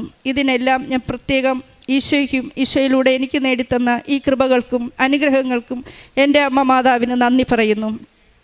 ഞാൻ ചെയ്യുന്ന ആത്മീയ പ്രവർത്തികൾ, ആത്മീയ ജീവിതം, ജപമാല മുടങ്ങാറില്ല ഒരു കാരണം വെച്ചാലും. പ്രത്യേകിച്ച് ഈ സെപ്റ്റംബർ ഒക്ടോബറിലൊക്കെ 1-2 ജപമാല ചൊല്ലുന്നിടത്ത് ഞാനൊരു സീരിയൽ പ്രേമിയാണ്, അത് നിർത്തിവെച്ചു. മാതാവിനത് ചെറിയൊരു ഉപകാരം പോലെ ഞാനത് നിർത്തിവെച്ചിട്ട് ഞാൻ ജപമാലയിൽ കൂടുതൽ സമയം സ്പെൻഡ് ചെയ്തു. 6-7 ജപമാല ചൊല്ലാനുള്ള സമയം കണ്ടെത്തി ഞാൻ ചൊല്ലിക്കൊണ്ടേയിരുന്നു. അതുപോലെ തന്നെ സ്വർഗീയ സമാധാനവും സന്തോഷവും എൻ്റെ കുടുംബത്തിന് വേണ്ടി ഞാൻ ചോദിക്കും. ഞാനിപ്പോഴും ഈ നിമിഷവും അത് അനുഭവിക്കുന്നുണ്ട്. പിന്നെ പള്ളിയിൽ പോകുന്നത് ഒരു കാരണം വെച്ചാലും ഞാൻ ദിവ്യബലി മുടങ്ങില്ല. പനിയായാലും ഞാൻ ദൂരെയെങ്കിലും പോയിരിക്കും. കാരണം ഞാൻ മുടങ്ങിയാൽ ഒന്നും അറിയാത്ത ഈ ആത്മാവിന് ദിവ്യബലി മുടങ്ങും. അത് ഞാൻ കാരണം പാടില്ലെന്ന് കരുതി എത്ര വയ്യാലും ഞാൻ ദിവ്യബലി കാണും മുടങ്ങാതെ. പിന്നെ ഡെയിലി വചനം വായിക്കും, അത് മുടങ്ങാറില്ല. അങ്ങനെ പിന്നെ പള്ളിയിൽ ഞങ്ങളുടെ ഇടവകയിലുള്ള ആത്മീയ പ്രവൃത്തികളിലെല്ലാം ഞാൻ കൃത്യമായിട്ട് പങ്കാളിത്തം വഹിക്കുകയും കൃത്യമായിട്ട് ചെയ്യുകയും ചെയ്യും. മിക്ക സംഘടനകളിലും ഞാനുണ്ട്. കർമ്മല സഭയിലും TSSലും അങ്ങനെ ഒരുപാട് കുടുംബ ശുശ്രൂഷ സഭയിലുമൊക്കെ ഞാനുണ്ട്. അപ്പോൾ ഞാൻ അതെല്ലാം കൃത്യമായിട്ട് സമയം കണ്ടെത്തി തന്നെ ചെയ്യും. പിന്നെ പ്രേക്ഷിത വേല എന്ന് പറയുന്നത്, ഞാൻ ഇവിടെ വന്നിട്ട് ഹിന്ദിയിലും തമിഴിലും മലയാളത്തിലും ഇംഗ്ലീഷിലും പത്രങ്ങൾ മാറി മാറി വായിക്കും. അത് തമിഴ്നാട്ടിൽ കൊണ്ടുപോയി കൊടുക്കും. അവിടെ പോകാൻ അവസരം കിട്ടുമ്പോൾ ഞാൻ പോകുന്ന വഴിക്ക് ട്രെയിനിനകത്തും പുറത്തും സ്റ്റേഷനിലും ഒക്കെ കൊടുക്കും. ഹിന്ദി പത്രം വാങ്ങിച്ച് നമ്മുടെ ഇടയിലുള്ള കേരളത്തിലെ ബംഗാളികൾക്ക് കൊടുക്കും. അങ്ങനെ 2-3 ബംഗാളികൾ എൻ്റെ കൂടെ ഇവിടെ കൃപാസനത്തിൽ വന്നിട്ടുണ്ട്. UP കാരാണ്. പിന്നെ അവർ പോയി അവരുടെ ബന്ധുക്കളെ കൊണ്ടുവന്നു. പിന്നെ ഇംഗ്ലീഷ് പത്രം ഞാൻ ഓസ്ട്രേലിയയിലും ദുബായിലൊക്കെ പോകുമ്പോൾ അവിടെ എയർപോർട്ടിൽ ഇറങ്ങിയിട്ട് അതിനകത്ത് തന്നെ സ്റ്റാഫുകൾക്ക് കൊടുക്കും. ആദ്യം അവരത് വാങ്ങാനൊന്ന് എന്നെ മിഴിച്ചു നോക്കും, കാരണം അത് റിസ്ക്കാണ്, അങ്ങനെയൊന്നും അവിടെ അതിൻ്റെ അകത്ത് പാടില്ല. പക്ഷേ എനിക്ക് അന്നേരം എന്തോ ഭയം തോന്നാറില്ല. മാതാവേ, ഞാൻ ഈ പത്രം വെച്ച് നീട്ടുന്ന ഓരോ മുഖത്തും അമ്മയുടെ സ്നേഹം കാണണം, അവർക്കിത് അത്യാവശ്യമായിരിക്കണം, അമ്മയുടെ കൃപ തേടാനായി അവരുടെ ജീവിതത്തെ ഒരുക്കണേന്ന് പറഞ്ഞ് എന്നെയും അനുഗ്രഹിക്കണേന്ന് പറഞ്ഞാണ് ഞാനിത് കൊടുക്കുന്നത്. ആദ്യം ആ സ്റ്റാഫും പോലീസും ഒക്കെ എന്നെ മിഴിച്ചു നോക്കുമെങ്കിലും ഇതെന്താണെന്ന് ചോദിക്കും. ഞാൻ പറയും, കേരളം എന്നൊരു സ്ഥലമുണ്ട്, അവിടെ അമ്മ മാതാവ് ഉണ്ട്, കൃപാസന മാതാവുണ്ട്, അവ lady of Mary. You can believe, you can love her, you can ask anything, any impossible problem she will make it for you possible എന്ന് പറയും. അപ്പോൾ അവരെന്നെ ഇങ്ങനെ ചിരിച്ചുകൊണ്ട് നോക്കി തലയാട്ടും. എന്നിട്ട് അത് വാങ്ങി ഇങ്ങനെ കുടഞ്ഞ് അപ്പോഴത്തന്നെ എൻ്റെ മുമ്പിൽ വെച്ച് തുറന്ന് വായിക്കുന്നത് ഞാൻ കണ്ടിട്ടുണ്ട്. അത് പുറത്തിറങ്ങുമ്പോൾ ഭയം തോന്നും, പക്ഷേ അത് കൊടുക്കുമ്പോൾ എനിക്കൊരു ഭയവും തോന്നാറില്ല. അങ്ങനെ എന്നെക്കൊണ്ട് പറ്റുന്ന പോലെ എനിക്ക് എവിടെയൊക്കെ അവസരം കിട്ടുന്നോ അവിടെയൊക്കെ ഞാൻ ഈ പത്രം കൊടുക്കാറുണ്ട്. പ്രത്യേകിച്ച് RCCയിൽ പോയി കൊടുക്കും. വീടുകളിൽ രോഗികളായി തളർന്നു കിടക്കുന്ന അമ്മച്ചിമാരുണ്ട്, പറയാറുണ്ട് സമയം പോകുന്നില്ല, ബൈബിൾ വായിച്ചിരിക്കുന്നത് തന്നെ, മോള് ഞങ്ങൾക്ക് വേണ്ടിയിട്ട് പത്രം വാങ്ങിയിട്ട് തരണമെന്ന് പറയും. ഞാൻ അമ്മമാരുടെ വീടുകളിൽ പോയി പത്രം കൊണ്ട് കൊടുക്കും അവർക്ക് വായിക്കാൻ വേണ്ടിയിട്ട്. പിന്നെ ഓഫനേജുകളിൽ പോകും, അവിടെ ആയിരിക്കുന്നവർക്ക് പത്രം കിട്ടില്ല, അവർക്ക് കൊടുക്കും. അവർ ഭയങ്കര കൗതുകത്തോടെയും സന്തോഷത്തോടെയാണ് വാങ്ങിച്ച് പത്രം വായിക്കുന്നത്. അതുപോലെ RCCയിൽ ഞാൻ ഫുഡ് കൊടുക്കുന്നത്, വീടുകൾ തോറും ഞാൻ ചോറ് ചോദിക്കും, ഓരോ പൊതി ചോദിക്കും. ചിലപ്പോൾ നേർച്ച പോലെ 3 പൊതി 4 പൊതി തരും. അങ്ങനെ ഞാൻ കളക്ട് ചെയ്ത് RCCയിലും മറ്റ് ഓഫനേജുകളിലുമൊക്കെ കൊടുക്കാറുണ്ട്. പിന്നെ സാമ്പത്തികമായിട്ട് വളരെയധികം ബുദ്ധിമുട്ടുന്ന കുടുംബങ്ങളിൽ പിള്ളേരെ സ്പോൺസർ ചെയ്ത് പഠിപ്പിക്കുന്നുണ്ട്. അതുപോലെ വൈദികനാകാൻ ആഗ്രഹിച്ച് പട്ടമെടുക്കാൻ 4 വർഷമുള്ള ബ്രദേഴ്സിനെയൊക്കെ ഞാൻ നേരിട്ട് മെയിൻ അച്ഛനെ കണ്ടിട്ട് സംസാരിച്ചിട്ട് നമ്മൾ സ്പോൺസർ ചെയ്യുന്നത് അറിയിക്കാതെ തന്നെ ഞാൻ എന്നെക്കൊണ്ട് പറ്റുന്ന പോലെ അവരുടെ ആ ഒരു പഠനം പൂർത്തിയാക്കുന്നത് വരെ അമ്മ മാതാവിനെ മഹത്വപ്പെടുത്തിക്കൊണ്ട് ആ പ്രവൃത്തിയിൽ ഇപ്പോഴും ഏർപ്പെടുന്നു. ഇതിനെല്ലാം ഞങ്ങളുടെ പെൻഷൻ മാത്രം വെച്ച് ചെയ്യാൻ കഴിയുന്നു. ഇപ്പോഴും എനിക്കും എൻ്റെ കുടുംബത്തിനും ഒരു ബുദ്ധിമുട്ടുമില്ലാതെ ഇതിപ്പോൾ എനിക്ക് ഇസ്രയേലിൽ പോകാൻ വേണ്ടിയിട്ട് സാമ്പത്തികമായി അതിശയമായിട്ട് എനിക്കെല്ലാം ഒരുക്കി തന്ന മാതാവിന് ഇത്രയും കാര്യങ്ങൾ എനിക്ക് ചെയ്യാൻ എൻ്റെ സാമ്പത്തികം എനിക്ക് ഭദ്രതപ്പെടുത്തി തരികയും കൺട്രോൾ ചെയ്ത് തരികയും ചെയ്യുന്ന എൻ്റെ മാതാവിന് പ്രത്യേകം നന്ദി പറയുന്നു. ഇത്രയുമാണ് എൻ്റെ കാരുണ്യ പ്രവൃത്തികൾ. എൻ്റെ ഭർത്താവ് സിറ്റിസൺ സർട്ടിഫിക്കറ്റ് കിട്ടിയതിന് നിങ്ങളോട് ഇംഗ്ലീഷിൽ 2 വാക്ക് നന്ദി പറയും. കൂടുതൽ പറയാൻ പറ്റില്ല, കാരണം ഓർമ്മക്കുറവുള്ളതുകൊണ്ട് നെർവസ് ആകും, മറന്നു പോകും. I just want to say thanks to the Mother Mary for finding our citizenship certificate that was lost for 3 years. Thank you. സങ്കീർത്തനങ്ങൾ 56:8-9 എൻ്റെ പേര് ജാൻസി, ഇതെൻ്റെ ഹസ്ബൻഡ് ജോർജ്, മോൾ അഞ്ജു. ഞങ്ങൾ പാലാരിവട്ടം ഇടവകയിൽ നിന്നാണ് വരുന്നത്. 11ാമത്തെ ഉടമ്പടി പുതുക്കലാണ്. Not by merit but by grace. മനുഷ്യർക്ക് അസാധ്യമായത് ദൈവത്തിന് സാധ്യമാണ്. ലൂക്ക 18:27 എന്ന തിരുവചനത്തിൻ്റെ അത്ഭുത ശക്തിയാൽ പരിശുദ്ധ അമ്മയുടെ മധ്യസ്ഥത്താൽ തിരുക്കുമാരൻ എൻ്റെയും എൻ്റെ കുടുംബത്തിനും നൽകിയ അനുഗ്രഹങ്ങൾക്ക് നന്ദി പറയുവാനാണ് ഞങ്ങളിവിടെ നിൽക്കുന്നത്. 2019 എൻ്റെ മകൾ അഞ്ജു B.Ed പാസ്സായി. ആ സമയത്ത് തന്നെ ടെറ്റ്, നെറ്റ്, സെറ്റ് എന്നീ എലിജിബിലിറ്റി ടെസ്റ്റുകൾ പല പ്രാവശ്യം എഴുതി. 1ഉം 2ഉം മാർക്കിന് അവൾ ഫെയിലായി. അത് ഞങ്ങളെയും അവളെയും മാനസികമായി വളരെയധികം വിഷമിപ്പിച്ചു. MSc B.Ed ഉണ്ടെങ്കിലും എലിജിബിലിറ്റി ടെസ്റ്റ് പാസ്സാകാതെ ഒരു സ്ഥലത്തും ജോലി കിട്ടില്ല. അങ്ങനെ വിഷമിച്ചിരിക്കുന്ന സമയത്ത് ഞാൻ ഉടമ്പടി എടുക്കാതെ തന്നെ പല പ്രാവശ്യം അമ്മയുടെ അടുക്കൽ വന്ന് എന്ത് ചെയ്യും അമ്മ എന്ന് ചോദിച്ച് കരഞ്ഞു പ്രാർത്ഥിച്ചുകൊണ്ടിരുന്നു. അപ്പോൾ അവളുടെ ഒരു മിസ്സ് പറഞ്ഞു, നിങ്ങൾ MPhilന് അപ്ലൈ ചെയ്യുന്നു. അവൾ MPhilന് പല യൂണിവേഴ്സിറ്റികളിലും അപ്ലൈ ചെയ്തു. അപ്പോൾ കോയമ്പത്തൂരിലെ ഒരു പ്രശസ്ത യൂണിവേഴ്സിറ്റിയിൽ നിന്നും അവൾക്ക് ടെസ്റ്റിന് വിളിക്കുകയും ദൈവാനുഗ്രഹത്താൽ അവൾ ആ ടെസ്റ്റും ഇൻ്റർവ്യൂവും പാസ്സാവുകയും ചെയ്തു. അപ്പോൾ അവൾക്ക് വേണ്ടി ഒരു ഗൈഡിനെ കിട്ടുകയും ആ ഗൈഡ് പറഞ്ഞു, PhDക്ക് ഒരു സീറ്റ് ഒഴിവുണ്ട്, മോൾക്ക് മാർക്കുള്ളതിനാൽ, ദൈവാനുഗ്രഹത്താൽ മാർക്കുള്ളതിനാൽ PhDക്ക് നിങ്ങൾ വില്ലിങ് ആണെങ്കിൽ ചേർന്നോളാൻ പറഞ്ഞു. അമ്മ തിരുക്കുമാരിൽ നിന്ന് വാങ്ങിത്തന്ന അനുഗ്രഹമല്ലേ എന്നും പറഞ്ഞ് അവൾ PhDക്ക് ജോയിൻ ചെയ്തു. അതിനുശേഷം കൊറോണ ആരംഭിച്ചു. 1.5 വർഷക്കാലം ലാബ് ഉപയോഗിക്കേണ്ടത് കൊണ്ട് വീട്ടിൽ തന്നെയായിരുന്നു ഇവൾ. ഒരു വർക്കുകളും മുന്നോട്ട് നടന്നില്ല. അതിനുശേഷം ലാബ് വർക്കുകൾ കോളേജിൽ പോയി തുടങ്ങി. എന്നും കരച്ചിലായിരുന്നു. അവൾ ചെന്ന സമയത്ത് അവളുടെ 3 കൂട്ടുകാർ, അവളുടെ കൂടെ അഡ്മിഷൻ ഇടുന്ന 3 കുട്ടികളും ഡിസ്കണ്ടിന്യൂ ചെയ്തു. എന്നും വിളിച്ച് കരച്ചിൽ, ഞാൻ ഇതിൽ ചേരുന്നില്ല, എനിക്ക് പറ്റണില്ല. ഓരോ ദിവസവും ഓരോ പേപ്പറുകൾ ഹാർഡാണ്, ഒരു പേപ്പർ പോലും സബ്മിറ്റ് ചെയ്യാനുള്ള മെറിറ്റ് എനിക്കില്ല അമ്മ എന്നും പറഞ്ഞ് വളരെയധികം സങ്കടപ്പെട്ട് കരഞ്ഞു. അപ്പോൾ ഞാനിവിടെ വന്ന് 2022 മെയ് 6-ാം തീയതി ഉടമ്പടി എടുത്തു പ്രാർത്ഥിച്ചു. ഉടമ്പടി എടുത്തു പ്രാർത്ഥിച്ച് 2ാമത്തെ പുതുക്കലായപ്പോൾ തന്നെ അവൾക്ക് പല പ്രാവശ്യം റിജക്ഷൻ വന്ന 2 പ്രോജക്റ്റുകൾ ഒരുമിച്ച് അക്സെപ്റ്റ് ആവുകയും സ്റ്റൈഫൻഡോടുകൂടി അവൾക്ക് അവളുടെ ലാബ് വർക്കുകൾ കണ്ടിന്യൂ ചെയ്യാൻ പരിശുദ്ധ അമ്മ തിരുക്കുമാരിൽ നിന്നും അനുഗ്രഹം വാങ്ങിത്തന്നു. പിന്നീടും ഓരോ പ്രാവശ്യവും പല പേപ്പറുകൾ സബ്മിറ്റ് ചെയ്തെങ്കിലും ഒരു പബ്ലിക്കേഷന് വേണ്ടി അവളൊരു പേപ്പർ 12 പ്രാവശ്യം സബ്മിറ്റ് ചെയ്തു. 12 പ്രാവശ്യവും റിജക്ഷനായി. അപ്പോഴും ഞാനിവിടെ വന്ന് അച്ഛൻ പറയണ പോലെ അമ്മയിൽ ശരണപ്പെട്ടുകൊണ്ട് പ്രാർത്ഥിച്ചുകൊണ്ടേയിരുന്നു, ഉടമ്പടി പുതുക്കിക്കൊണ്ടേയിരുന്നു. അതിനുശേഷം ഉടമ്പടി പുതുക്കിയതിന് ശേഷം 13ാമത് അവൾ സബ്മിറ്റ് ചെയ്ത പേപ്പർ പബ്ലിഷ് ആവുകയും അവൾക്ക് അതിലോടുകൂടി അവൾക്ക് അവളുടെ തിസീസ് സബ്മിറ്റ് ചെയ്യാൻ സാധിക്കുകയും ചെയ്തു. എൻ്റെ 9ാമത്തെ പുതുക്കലിന് ശേഷം അവൾക്ക് തിസീസ് സബ്മിറ്റ് ചെയ്യാൻ സാധിച്ചു. അതിനുശേഷം നമ്മളുടെ ജോസഫ് അച്ഛൻ ഒരു ഉടമ്പടി ധ്യാനത്തിൽ പറഞ്ഞു, 44 ദിവസത്തിനുള്ളിൽ നിങ്ങളുടെ ഒരു കാര്യം സാധിക്കും, പ്രാർത്ഥിച്ചോളാം. ഞങ്ങൾ കുടുംബമായി ഇരുന്ന് പ്രാർത്ഥിച്ചതിൻ്റെ ഫലമായി 44 ദിവസം തികയുന്നതിന് മുമ്പ് വളരെ നല്ല ഒരു വൈവ റിപ്പോർട്ട് അവൾക്ക് കിട്ടുകയും ഈ മാസം ഒക്ടോബർ 10-ാം തീയതി അവളുടെ വൈവ നടത്തുകയും അവൾക്ക് PhD ഡിഗ്രി അവാർഡാവുകയും ചെയ്തു. 0 മെറിറ്റിലായിരുന്നു എൻ്റെ മകൾ. ഒന്നും അവൾക്ക് ചെയ്യാൻ പറ്റില്ലായിരുന്നു. എന്നും കരച്ചിൽ. ഇവിടെ വന്ന് പ്രാർത്ഥിച്ചതിൻ്റെ ഫലമായി മാത്രം. അതുപോലെ അവൾ ഉടമ്പടി വസ്തുക്കൾ, ഞാനിവിടുന്ന് പേപ്പർ വാങ്ങിച്ച് അവൾക്ക് കൊടുത്തു. അതുപോലെ ഉടമ്പടി വസ്തുക്കൾ, കാശുരൂപം, തേന്, തൈല്, ഉപ്പ്, ഇതൊക്കെ അവൾ എല്ലാ ദിവസവും ഉപയോഗിച്ചു.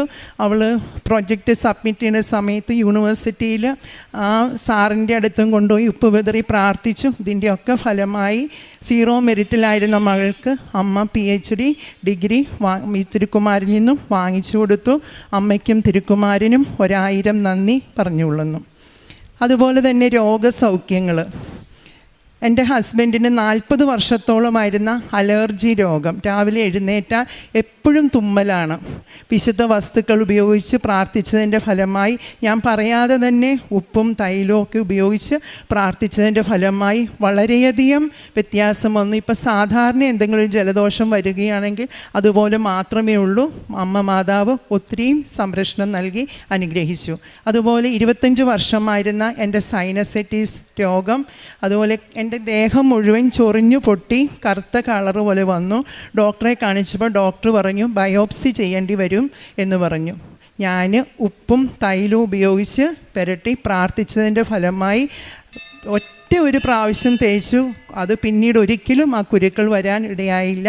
അമ്മയ്ക്കും തിരുക്കുമാരനും 1000 നന്ദി പറയണം.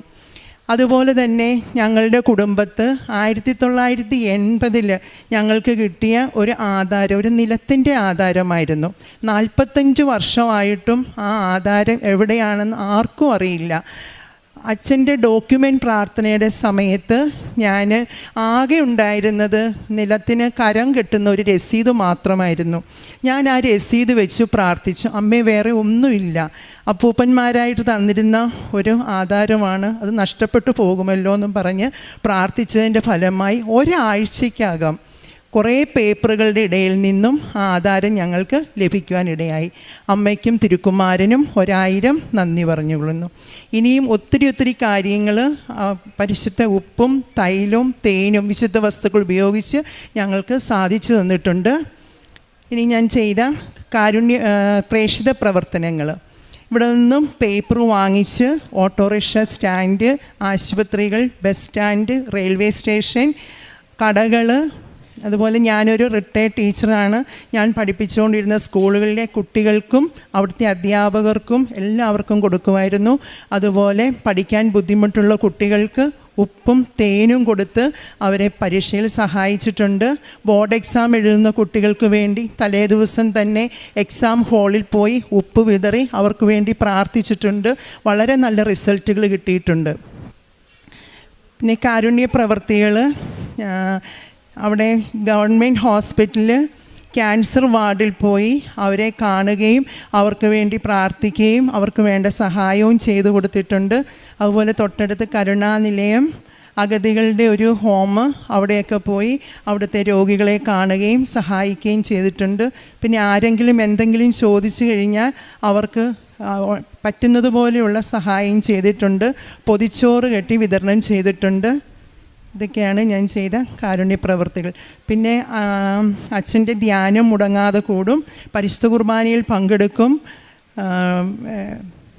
ജോമോൾ സിസ്റ്ററിൻ്റെ ലിവിങ് ഓറക്കിൾസ് കാണും, വിജയകുമാർ സാറിൻ്റെ ടോക്കുകൾ കേൾക്കും. അച്ഛൻ്റെ ഡെയിലി ബ്രെഡ് ദിവസവും ഒരു മുടക്കവും ഇല്ലാതെ കൂടാനായിട്ട് ദൈവം അനുഗ്രഹിച്ചിട്ടുണ്ട്. ഇതൊക്കെയാണ് ചെയ്ത പ്രവർത്തനങ്ങൾ. അമ്മയ്ക്കും തിരുക്കുമാരനും 1000 നന്ദി. പിന്നെയും 0 മെറിറ്റിലായിരുന്ന എൻ്റെ മകൾക്ക് ഈ ഒരു ഡിഗ്രി തന്ന അമ്മ മാതാവ് തിരുക്കുമാരനും വാങ്ങിത്തന്ന ഈ അനുഗ്രഹത്തിന് 1000 നന്ദികൾ സമർപ്പിച്ചുകൊള്ളുന്നു. മാതാവ് വഴി ഈശോ തന്ന നിരവധി അനുഗ്രഹങ്ങൾക്ക് ഞാൻ നന്ദി പറയുന്നു. എൻ്റെ പേര് അഞ്ജു. അമ്മ പറഞ്ഞതുപോലെ 2019 ഞാൻ കോയമ്പത്തൂരിലെ ഒരു പ്രമുഖ യൂണിവേഴ്സിറ്റിയിൽ PhDക്ക് ജോയിൻ ചെയ്യുകയും അവിടെ അഡ്മിഷൻ എടുത്ത ആദ്യം ഞാൻ പോയി അന്വേഷിച്ചത് ദൈവത്തിൻ്റെ കത്തോലിക്ക തിരുസഭയുടെ ഒരു പള്ളി ഉണ്ടോയെന്നാണ്. അവിടെ പോയി CMI അച്ഛന്മാരുടെ ഒരു മെഷീൻ സെൻറ്ററും അതുപോലെ തന്നെ കൊമേന്തിയും അടുത്തുണ്ടായിരുന്നു. അതിലൂടെ ആത്മീയമായി എനിക്ക് കുറേ വളർച്ച അനുഭവപ്പെടുകയും ചെയ്തു. 2019 തൊട്ട് 2021 വരെയും കൊറോണ കാലഘട്ടം എനിക്ക് പോയിട്ട് ഒരു കാര്യം ചെയ്യാൻ പറ്റാണ്ട് വന്ന സമയത്ത് ഞാനിവിടെ ഇരുന്ന് വളരെയധികം ബുദ്ധിമുട്ടി. തിരിച്ചു ചെല്ലുമ്പോൾ എൻ്റെ കൂടെയുള്ള ബാച്ച് മേറ്റ്സും ജൂനിയേഴ്സായിട്ടുള്ള അഡ്മിഷൻ എടുത്തവരും എല്ലാവരും ഡിസ്കണ്ടിന്യൂ ചെയ്തു. അപ്പോൾ എൻ്റെ സീനിയേഴ്സ് പറഞ്ഞു, നമ്മൾ സയൻസ് ഫീൽഡാണ്, സയൻസ് ഫീൽഡ് ഉള്ളവർക്ക് പ്രോജക്റ്റ് സാങ്ഷൻ ആകണം, ഫെലോഷിപ്പും ഫണ്ടിങ് ഏജൻസി വേണം, എന്നാലേ ഔട്ട്സോഴ്സിങ് കൊടുക്കാൻ പറ്റുള്ളൂ എന്ന് പറഞ്ഞു. ഇത് കേട്ട് ആകെ തളർന്നു. കാരണം എന്ന് വെച്ചാൽ പ്രപ്പോസൽ എഴുതി റിജക്ഷൻ മാത്രമേ ഉള്ളൂ എനിക്ക്. അങ്ങനെ അമ്മയുടെ ഉടമ്പടി പ്രകാരം പ്രാർത്ഥിച്ചു, മാതാവിനോട് പ്രാർത്ഥിച്ചു, ഈശോനോട് പ്രാർത്ഥിച്ചു. അമ്മ കൊണ്ടുവരുന്ന പത്രം, മാതാവിൻ്റെ പത്രം തലേണയുടെ അടിയിൽ ഞാൻ വയ്ക്കും. അങ്ങനെയെങ്കിലും എനിക്ക് നല്ല ബുദ്ധി കിട്ടി, നന്നായിട്ട് എഴുതി പ്രപ്പോസൽ എഴുതി ഇതാക്കാൻ വേണ്ടിയിട്ട്. അങ്ങനെ 2 പ്രപ്പോസലാണ് എനിക്ക് സാങ്ഷനായി കിട്ടിയത്. DSTയുടെയും പിന്നെ അതേപോലെ തന്നെ UGC SRF വരയ്ക്കും എനിക്ക് കിട്ടി. അത് കഴിഞ്ഞ് 2025 ഈ വർഷം ഫെബ്രുവരി 14 എനിക്ക് സെക്കൻഡ് DC സബ്മിറ്റ് ചെയ്യുകയും 28 തന്നെ സിനോപ്സിസ് അപ്രൂവ് ആകുകയും ഏപ്രിൽ പാനൽ മെമ്പേഴ്സ് സെലക്ട് ആകുകയും അതുവഴി 3 മാസം കൊണ്ട് എനിക്ക് തീസിസ് സബ്മിറ്റ് ചെയ്ത് കൊടുക്കണം. എനിക്കറിയത്തില്ല ഞാൻ എങ്ങനെ എഴുതാൻ പോണേന്ന് പോലും എനിക്കറിയത്തില്ല. അത്രയേറെ വർക്ക് ചെയ്തതും പ്രോജക്റ്റിൻ്റെയും പബ്ലിക്കേഷൻ്റെയും എല്ലാ വർക്കും ഉണ്ട്. അതെല്ലാം കമ്പൈൻ ചെയ്ത് എഴുതാൻ ഭയങ്കര പ്രയാസമായിരുന്നു. ഞാൻ രാവിലെ പള്ളിയിൽ പോയിട്ട് വരും, ഇരുന്ന് കഴിഞ്ഞാൽ ഒരു സെൻറ്റൻസ് എന്നെ കൊണ്ട് എഴുതാൻ കഴിയുന്നുണ്ടായിരുന്നുള്ളൂ. മുന്നോട്ട് പോകാനേ കഴിയുന്നില്ല. പപ്പേനെയും അമ്മേനെയും വീട്ടിൽ വിളിച്ചിട്ട് എപ്പോഴും കരച്ചില്ല, എനിക്കൊന്നും എഴുതാൻ പറ്റണില്ല എന്ന് പറഞ്ഞു. അപ്പോഴാണ് ജോസഫ് അച്ഛൻ്റെ ചൊവ്വാഴ്ച ദിവസത്തിലെ ധ്യാനം കൂടണത്. അതുവഴി ലൈവ് ടെലികാസ്റ്റും കാണും. ലൈറ്റ് എ ക്യാൻഡിൽ റിക്വസ്റ്റ് ഇട്ട് ഞാൻ പ്രാർത്ഥിച്ചതിൻ്റെ ഫലമായി ഫുൾ മാതാവിൻ്റെ ലുത്തീന, മാതാവിൻ്റെ പാട്ട് ഇങ്ങനെ കേട്ടാണ് ഞാൻ എൻ്റെ തീസിസ് എഴുതി. എങ്ങനെ എഴുതി തീർത്തതെന്ന് എനിക്കറിയത്തില്ല. 3 മാസം കൊണ്ട് ഞാൻ എൻ്റെ തീസിസ് എഴുതി തീർത്തു. അതുപോലെ തന്നെ സെപ്റ്റംബർ അച്ഛൻ്റെ 44 ദിവസത്തെ പ്രാർത്ഥനയിൽ പങ്കെടുക്കുകയും അതിൽ അച്ഛൻ പറഞ്ഞ പോലെ തന്നെ നിയോഗം വെച്ച് പ്രാർത്ഥിച്ചു, എൻ്റെ ഫാമിലിയും ഞാനും. അങ്ങനെ പ്രാർത്ഥിച്ചതിൻ്റെ ഫലമായി 2 ദിവസം കഴിഞ്ഞപ്പോൾ തന്നെ എൻ്റെ തീസിസ് റിപ്പോർട്ട് വരികയും ആ തീസിസ് നല്ല റിപ്പോർട്ടായി ദൈവം എനിക്ക് തന്നു. അബ്രോഡ് പാനലാണെങ്കിലും ഇന്ത്യൻ പാനൽ മെമ്പേഴ്സ് ആണെങ്കിലും 2 പേരും ഒരു കുറവില്ലാണ്ട് ദൈവാനുഗ്രഹം കൊണ്ട് എനിക്കത് തന്നു കിട്ടി. അതുവഴി ഒക്ടോബർ 15 ദിവസത്തിനുള്ളിൽ എനിക്ക് വൈവ നോട്ടിഫിക്കേഷൻ അടിക്കുകയും ഈ മാസം 10-ാം തീയതി, ഒക്ടോബർ 10-ാം തീയതി എൻ്റെ വൈവ കഴിയുകയും PhD ഡിഗ്രി അവാർഡ് ആകുകയും ചെയ്തു. ദൈവത്തിനും മാതാവിനും 1000 നന്ദിയുണ്ട്. ഞാനല്ല എൻ്റെ തീസിസ് എഴുതിയത്, അതെനിക്ക് നല്ല ഉറപ്പുണ്ട്. കാരണം എൻ്റെ ജൂനിയേഴ്സ് പറയും, രാവിലെ എഴുന്നേറ്റ് നോക്കിയാലും ആ ലൈറ്റ് അങ്ങനെയുണ്ട്, രാത്രി നോക്കിയാലും ആ ലൈറ്റ് അങ്ങനെ തന്നെയുണ്ട്. ഹോസ്റ്റൽ മുറിയിൽ കയറുന്ന എല്ലാവരും പറയണത് കേൾക്കും, ഫുള്ള് രാപ്പകൽ അധ്വാനിച്ചിരുന്ന് എഴുതണം. പക്ഷേ ഞാനൊന്നും എഴുതണില്ല, എനിക്കറിയത്തില്ല ഞാൻ എങ്ങനെ എഴുതിയെന്ന്. അത് ദൈവം തന്ന അനുഗ്രഹം മാത്രമാണ്. ഞാൻ എൻ്റെ കസിൻസിനോടും റിലേറ്റീവ്സിനൊക്കെ വിളിച്ച് ഞാൻ പറയും, പ്രാർത്ഥിക്കണം, മാതാവിൻ്റെ അടുത്ത് പോവുകയാണെങ്കിൽ ഒന്ന് പ്രാർത്ഥിക്കണം എന്നൊക്കെ പറഞ്ഞിട്ട്. അങ്ങനെ ദൈവം തന്ന അനുഗ്രഹം മാത്രമാണ് എനിക്കിത്. ഇതാണ് മാതാവും യേശുവും എന്നെ കൊണ്ട് എഴുതിപ്പിച്ച തീസിസ്. എനിക്കറിയത്തില്ല ഇത്രയും പേജസ് ഞാൻ എങ്ങനെ എഴുതി തീർത്തതെന്ന്. മാതാവിനും ഈശോയ്ക്കും 1000. പേര് ജെനിഫർ ക്ലീറ്റസ്. ഞാൻ ട്രിവാൻഡ്രം കൊച്ചുതോപ്പ് ഇടവകയിൽ നിന്നാണ് വരുന്നത്. ഞാൻ ഉടമ്പടി എടുത്തേക്കുന്നത് 23 ഫെബ്രുവരി 2025 അപ്പം ഞാൻ ആദ്യം നിയോഗമായിട്ട് വെച്ചത് എനിക്ക് ഈ വർഷം ഇവിടെ നിന്ന് പുറത്തു പോകണം എന്നുള്ള ഒരു നിയോഗമാണ് വച്ചിട്ടുണ്ടായിരുന്നത്. അത് 3ാമത്തെ നിയോഗമായിട്ടാണ് വെച്ചത്. അപ്പം അതിൻ്റെ ഇതായിട്ട് ഞാൻ ഉടമ്പടി എടുത്ത് പ്രാർത്ഥിച്ചു. എനിക്ക് ആദ്യം ലാറ്റ്വിയയിലോട്ട് BSc കമ്പ്യൂട്ടർ സയൻസ് ചെയ്യാൻ വേണ്ടിയിട്ട് അഡ്മിഷൻ കിട്ടിയിട്ടുണ്ടായിരുന്നു. ഓഫർ ലെറ്ററൊക്കെ കയ്യിൽ കിട്ടിയ സമയത്ത് ലോണിന് വേണ്ടിയിട്ട് എഡ്യൂക്കേഷൻ ലോണിന് വേണ്ടി നോക്കിയിട്ടുണ്ടായിരുന്നു. പക്ഷേ എനിക്കത് കിട്ടിയില്ല, ആ ടൈം കിട്ടിയില്ല. അങ്ങനെ എൻ്റെ ആദ്യത്തെ അവസരം പോയി. സെപ്റ്റംബർ ഇൻടേക്കിൽ പോകാനിരുന്നതാണ്. അപ്പോൾ എൻ്റെ ആദ്യത്തെ ആ അവസരം പോയിട്ടുണ്ടായിരുന്നു. അങ്ങനെ ഉടമ്പടി ഇവിടെ പുതുക്കാൻ വന്ന സമയത്ത് ഞാനിവിടെ മാതാവിനോട് ഉടമ്പടി ക്ലാസ്സിലിരിക്കുമ്പോൾ തന്നെ പ്രാർത്ഥിച്ചിട്ടുണ്ടായിരുന്നു, മാതാവ് ഈ വർഷമെങ്കിലും എനിക്കൊന്ന് ഇവിടെ നിന്ന് പോകാൻ വേണ്ടി പറ്റിയിരുന്നെങ്കിൽ എനിക്കതിന് എന്തെങ്കിലും ഒരു സൈൻ ഒന്ന് തരാൻ പറ്റുമോ മാതാവേ എന്ന് പറഞ്ഞ് ഞാൻ ചോദിച്ചിട്ടുണ്ടായിരുന്നു. ആ സമയത്ത് ഞാൻ താഴോട്ട് വന്ന സമയത്ത് എനിക്ക് ടോക്കൺ എടുക്കുന്ന ടൈം എനിക്ക് എൻ്റെ വീട്ടിൽ സിസ്റ്റർ ഫ്രണ്ടിൽ വെച്ച് ഇങ്ങനെ നീട്ടിയിട്ടുണ്ടായിരുന്നു, ഇതൊന്ന് എടുത്തോ എന്ന് പറഞ്ഞിട്ടുണ്ടായിരുന്നു. ഞാൻ ഒന്നെടുത്തപ്പോൾ എനിക്കതിൽ മാതാവ് എന്നാണ് കിട്ടിയത്. അപ്പം എനിക്ക് ആ പ്രദക്ഷിണത്തിൽ എനിക്ക് മാതാവിനെ കയ്യിൽ എടുക്കാനുള്ള അവസരമാണ് എനിക്ക് കിട്ടിയത്. അപ്പം ആ ടൈം എന്താണെന്ന് എനിക്കറിയത്തില്ല, സന്തോഷം കൊണ്ടാണ് കണ്ണിന്നിങ്ങനെ കണ്ണീര് വന്നുകൊണ്ടിരിക്കുവാണ്.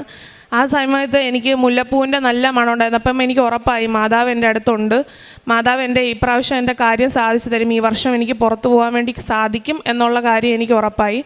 അതിനുശേഷം ഇൻ്റർവ്യൂ ഞാൻ വേറെ ഏജൻസി വഴി കൊടുത്തു. മാൾട്ടയിലോട്ട് പോകാനുള്ള ഇൻ്റർവ്യൂവിന് വേണ്ടി കൊടുത്തിട്ടുണ്ടായിരുന്നു. മാൾട്ടയിലോട്ട് പോകാൻ വേണ്ടിയിട്ട് ഇൻ്റർവ്യൂയുടെ സമയത്ത് അവർ ഗൂഗിൾ മീറ്റ് വഴിയാണ് ഇൻ്റർവ്യൂ ചെയ്തിട്ടുണ്ടായിരുന്നത്. അപ്പം എനിക്ക് അന്നും ടെൻഷനായിരുന്നു. ഇവിടെ വന്ന് ഫാദറിനെ കണ്ടു. ഫാദർ തന്ന കാശ് രൂപം കയ്യിൽ വെച്ചിട്ടാണ് ഞാൻ ഇൻ്റർവ്യൂവിൽ പങ്കെടുത്തത്. വിശുദ്ധ തൈലവും അതുപോലെ തന്നെ ഉപ്പും ഞാൻ തേച്ചു, ഫോണിൽ തേച്ച് ഇൻ്റർവ്യൂവിനിരുന്നു. ഇൻ്റർവ്യൂ ഗൂഗിൾ മീറ്റ് ഓപ്പൺ ആക്കിയപ്പം എനിക്ക് കിട്ടിയ ഇൻ്റർവ്യൂവറുടെ പേര് മരിയ എന്നായിരുന്നു. അപ്പോൾ തന്നെ എനിക്ക് ഉറപ്പായി മാതാവ് എൻ്റെ കാര്യങ്ങളൊക്കെ സാധിച്ചു തരും. അങ്ങനെ ഇൻ്റർവ്യൂ അവർ എല്ലാം എടുത്തതിന് ശേഷം ഞാൻ ഇംഗ്ലീഷ് മീഡിയമാണ് പഠിച്ചെങ്കിൽ കൂടി എനിക്ക് കണ്ടിന്യൂസ്ലി അങ്ങനെ ഇംഗ്ലീഷ് പറയാനൊന്നും സാധിക്കുന്നതല്ല. കാരണം എനിക്ക് എവിടെയെങ്കിലും വെച്ച് ബ്രേക്ക് ആയി കഴിഞ്ഞാൽ ഒരു 2 മിനിറ്റ് എടുക്കും അടുത്തത് എന്താ സെൻറ്റൻസാണ് പറയേണ്ടതെന്നൊന്ന് ആലോചിക്കാൻ വേണ്ടി. പക്ഷേ അന്ന് അവർ ചോദിച്ച എല്ലാ ചോദ്യത്തിനും എനിക്ക് ഒരു ബ്രേക്ക് ഇല്ലാതെ കംപ്ലീറ്റ്ലി ഇംഗ്ലീഷിൽ തന്നെ എനിക്ക് സംസാരിക്കാൻ വേണ്ടി പറ്റി. അത് കഴിഞ്ഞു എല്ലാവർക്കും അവർ പറഞ്ഞു, ഏജൻസിക്കാർ പറഞ്ഞു ഒരു 2.5 മാസം എടുക്കും. പബ്ലിക് യൂണിവേഴ്സിറ്റിയിൽ അപ്ലൈ ചെയ്തിരിക്കുന്നത് ഓഫർ ലെറ്റർ കിട്ടാൻ വേണ്ടിയിട്ട് ഒരു 2.5 മാസം എടുക്കും. അപ്പം ഞാൻ മാതാവിനോട് പറഞ്ഞു, മാതാവേ 2.5 മാസം എന്ന് പറഞ്ഞു കഴിഞ്ഞാൽ ഇനി ഡിസംബർ ആകും, വീണ്ടും നീണ്ടുപോകും, ജാനുവരി ഇൻടേക്കിലെങ്കിലും എനിക്കൊന്ന് പോകാൻ വേണ്ടി പറ്റിയിരുന്നെങ്കിൽ എന്ന് ഞാൻ പ്രാർത്ഥിച്ചിട്ടുണ്ടായിരുന്നു. അപ്പോൾ ഞാനങ്ങനെ എല്ലാ ദിവസവും പ്രത്യക്ഷീകരണ പ്രാർത്ഥനയിലും അതേ തന്നെ 7 മണിക്കുള്ള മധ്യസ്ഥ പ്രാർത്ഥനയിലും ഈ നിയോഗം വെച്ചാണ് പ്രാർത്ഥിച്ചുകൊണ്ടിരുന്നത്. അപ്പോൾ എനിക്ക് എൻ്റെ കൂടെ വന്ന എല്ലാവർക്കും ഇതേ സെയിം ഡേറ്റ് തന്നെയാണ് പറഞ്ഞത്. പക്ഷേ എനിക്ക് ഒരാഴ്ചയ്ക്കുള്ളിൽ എൻ്റെ ഓഫർ ലെറ്റർ കിട്ടി. ECI കോളേജിലായിരുന്നു ഓഫർ ലെറ്റർ, മാൾട്ടയിൽ എനിക്ക് കിട്ടി. പക്ഷേ എൻ്റെ കൂടെ വരുന്ന ആലപ്പുഴയിലുള്ള ആളായാലും കൊച്ചിയിലുള്ള കുട്ടിക്കായാലും ഇതുവരെയ്ക്കും സ്റ്റിൽ കിട്ടിയിട്ടില്ല. മാതാവ് എനിക്ക് ഈ ഓഫർ ലെറ്റർ തന്നു. അതുപോലെ എൻ്റെ രണ്ടാമത്തെ സാക്ഷ്യം, എനിക്കൊരു ജോലി വേണമെന്ന് ആഗ്രഹം ഉണ്ടായിരുന്നു. ജോലി ഞാൻ പല സ്ഥലത്തും അന്വേഷിച്ചിട്ടുണ്ടായിരുന്നു. കാരണം ഫാമിലിയിൽ ബുദ്ധിമുട്ടുള്ളതുകൊണ്ട് അന്വേഷിച്ചിട്ടുണ്ടായിരുന്നു. അങ്ങനെ ഞാൻ ഒരു നോട്ടീസ് വഴി കാണാനിടയായി. SBIയിലോട്ട് റിക്രൂട്ട്മെൻറ്റ് നടക്കുന്നുണ്ട് എന്ന് പറഞ്ഞ് കാണാനിടയായി. അപ്പോൾ എനിക്ക് കഴിഞ്ഞ 2 പ്രാവശ്യം സെയിൽസിൽ എക്സ്പീരിയൻസ് ഉണ്ടായിരുന്നു. ആക്സിസ് ബാങ്കിൻ്റെ DSAയിൽ സെയിൽസ് എക്സിക്യൂട്ടീവായിട്ട് വർക്ക് ചെയ്ത് എക്സ്പീരിയൻസ് ഉണ്ടായിരുന്നു. അപ്പം ഞാൻ ജസ്റ്റ് ഒന്ന് അപ്ലൈ ചെയ്ത് നോക്കി. ആദ്യത്തെ ഇൻ്റർവ്യൂവിന് വേണ്ടി വിളിച്ചു, ഇൻ്റർവ്യൂ പാസ്സായി. രണ്ടാമത്തത് എക്സാമാണ്. അപ്പം അവരുടെ തന്നെ സെൻറ്ററിൽ നമുക്ക് എക്സാമിനുള്ള ഇത് തന്നു. അപ്പോൾ എനിക്ക് കിട്ടിയത് ട്രിവാൻഡ്രത്ത് പൂജപ്പുര സെൻറ്ററിലാണ് കിട്ടിയത്. അങ്ങനെ അവിടെ പോയി എക്സാം എഴുതുന്ന സമയത്ത് തലേന്ന് ദിവസം പുള്ളി എനിക്ക് കുറേ PDF-ഉം കാര്യങ്ങളൊക്കെ അയച്ചു തന്നിട്ട് പറഞ്ഞു, ഇതെല്ലാം ഒന്ന് വർക്കൗട്ട് ചെയ്തിട്ട് ഒന്ന് നോക്കിയിട്ടാണ്. ഫുൾ മാത്സും കാര്യങ്ങളൊക്കെ ആയിരുന്നു. ഒന്ന് അപ്പം ഈ 178 പേജൊന്നും ഇരുന്ന് തലേ ദിവസം കുത്തിയിരുന്ന് വർക്കൗട്ട് ചെയ്യാനൊന്നും എനിക്ക് പറ്റിയില്ല. ഞാൻ ആ PDF തുറന്നു പോലും ഞാൻ നോക്കിയിട്ടില്ല. ഞാൻ പറഞ്ഞു ഓക്കെ സാർ, ഞാൻ വർക്കൗട്ട് ചെയ്തോളാമെന്ന് പറഞ്ഞു. അതിനുശേഷം ഞാൻ പിറ്റേ ദിവസം അന്ന് രാത്രി ഇരുന്ന് ബൈബിള് വായിച്ചു. മാതാവിൻ്റെ അടുത്ത് ഞാൻ പറഞ്ഞു, മാതാവേ ഞാൻ പുള്ളി അയച്ചെന്ന ഒരു PDF-ഉം തുറന്ന് നോക്കിയിട്ടില്ല. ഞാൻ നിൻ്റെ കയ്യിലോട്ട് എൻ്റെ അത് വിട്ടിട്ടുണ്ട്, ബാക്കി നീ അങ്ങ് നോക്കിക്കോളണമെന്ന് ഞാൻ പറഞ്ഞിട്ടുണ്ടായിരുന്നു. അതിനുശേഷം ഞാൻ പോകുന്ന സമയത്ത് ഉപ്പ് കയ്യിൽ കൊണ്ടുപോയി. ഉപ്പും വിശുദ്ധ തൈലവും ഒരുമിച്ച് മിക്സ് ചെയ്ത് ഞാൻ ആ നമുക്ക് കമ്പ്യൂട്ടർ വഴിയായിരുന്നു ഇൻ്റർവ്യൂ. അപ്പം അവിടുത്തെ കമ്പ്യൂട്ടറിൽ ഞാൻ തേച്ചു. അതുപോലെ ആരും കാണാതെ ഉപ്പ് കീബോർഡിൻ്റെ പുറത്തും അങ്ങ് ഇട്ടായിരുന്നു. അങ്ങനെ ഞാൻ എക്സാം എഴുതിയ സമയത്ത് നമുക്ക് 50 ക്വസ്റ്റ്യൻസ് ആയിരുന്നു. അപ്പം എക്സാം കഴിഞ്ഞ ഉടനെ തന്നെ നമ്മുടെ സ്കോർ അതിൽ കാണിക്കും. അപ്പം 15ൻ്റെ മുകളിലാണെങ്കിൽ നമ്മൾ പാസ്സായി, 15ൻ്റെ താഴെയാണെങ്കിൽ നമ്മൾ ഫെയിലായി. അപ്പോൾ ഞാൻ അത്രയൊന്നും വലുതായിട്ടൊന്നും ആഗ്രഹിച്ചില്ല. മാതാവ് ജസ്റ്റ് പാസ് 15 മതി. അങ്ങനെ ഞാൻ എല്ലാം ചെയ്തു, വർക്കൗട്ടെല്ലാം ചെയ്ത് കഴിഞ്ഞു. 50 ക്വസ്റ്റ്യൻസും കഴിഞ്ഞു. 1 മണിക്കൂറത്തെ എക്സാം ആയിരുന്നു. ഞാൻ ലാസ്റ്റ് ടൈമിലെല്ലാം നോക്കി മാതാവിനോട് പറഞ്ഞു, മാതാവേ ഒന്ന് എനിക്ക് ഹെൽപ്പ് ചെയ്യണേ മാതാവേ, ഇനി ലാസ്റ്റ് ഈ ഒരു ജോലി മാത്രമേ എക്സ്പെക്റ്റ് ചെയ്യുന്നുള്ളൂ എന്ന് പറഞ്ഞു. അങ്ങനെ അതെല്ലാം കഴിഞ്ഞു. എക്സാം തീർന്നു. അതിൽ സ്കോർ എഴുതി കാണിച്ചപ്പോൾ എനിക്ക് 34 മാർക്കുണ്ടായിരുന്നു. അപ്പം മാതാവ് എന്നെ സഹായിച്ചു. മാതാവ് എൻ്റെ അടുത്ത് നിന്ന് ഞാൻ ലാസ്റ്റ് ടൈം ഫുൾ ചെക്ക് ചെയ്യുന്ന സമയത്ത് ഞാൻ നോക്കിയിട്ടുണ്ടായിരുന്നു. അപ്പം അവസാനം അടുത്ത് നിന്ന് ആരോ പറയുന്നുണ്ട്, ഓപ്ഷൻസ് A അല്ല, നീ ഡിയിലോട്ട് ഡിയിലോട്ട് ക്ലിക്ക് ചെയ്യുമെന്ന് പറഞ്ഞു. അപ്പോൾ ഞാനത് മാറ്റി ചെയ്തതിലെല്ലാമാണ് എനിക്ക് സ്കോർ കിട്ടിയിരിക്കുന്നത്. അത് മാതാവ് ആണ് എൻ്റെ അടുത്ത് നിന്ന് എനിക്ക് പറഞ്ഞു തന്നത് ഞാൻ ഉറപ്പായിട്ട് വിശ്വസിക്കുന്നുണ്ട്. പിന്നെ അതുപോലെ തന്നെ മൂന്നാമത്തെ ഇതെന്ന് വെച്ച് കഴിഞ്ഞാൽ, ഞാൻ +2 പഠിക്കുന്ന സമയത്ത് ഞാൻ സ്പോർട്സിലൊക്കെ ഉണ്ടായിരുന്നതാണ്. അപ്പോൾ എൻ്റെ കാല് ഒരു തവണ ഡിസ്ലൊക്കേറ്റ് ആയിട്ടുണ്ട്. അത് പിന്നെ നമ്മൾ വൈദ്യശാലയിലേക്ക് പോയി തിരിച്ച് ഓക്കെ ആക്കിയിട്ടുണ്ട്.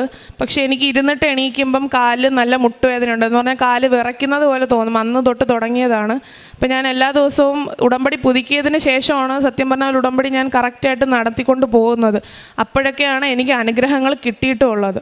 അപ്പം ഞാൻ മുട്ടിൽ കൃപാസനത്തിൻ്റെ വിശുദ്ധ തൈലം പൂശും, അതുപോലെ തേൻ കുടിക്കും. എന്നിട്ട് ഞാൻ മാതാവിൻ്റെ പറയും, മാതാവേ എനിക്ക് അമ്മയെ സഹായിക്കാനോ ഇങ്ങനെ താഴെ ഇരുന്ന് തൂക്കാനോ ഒന്നും പറ്റത്തില്ല.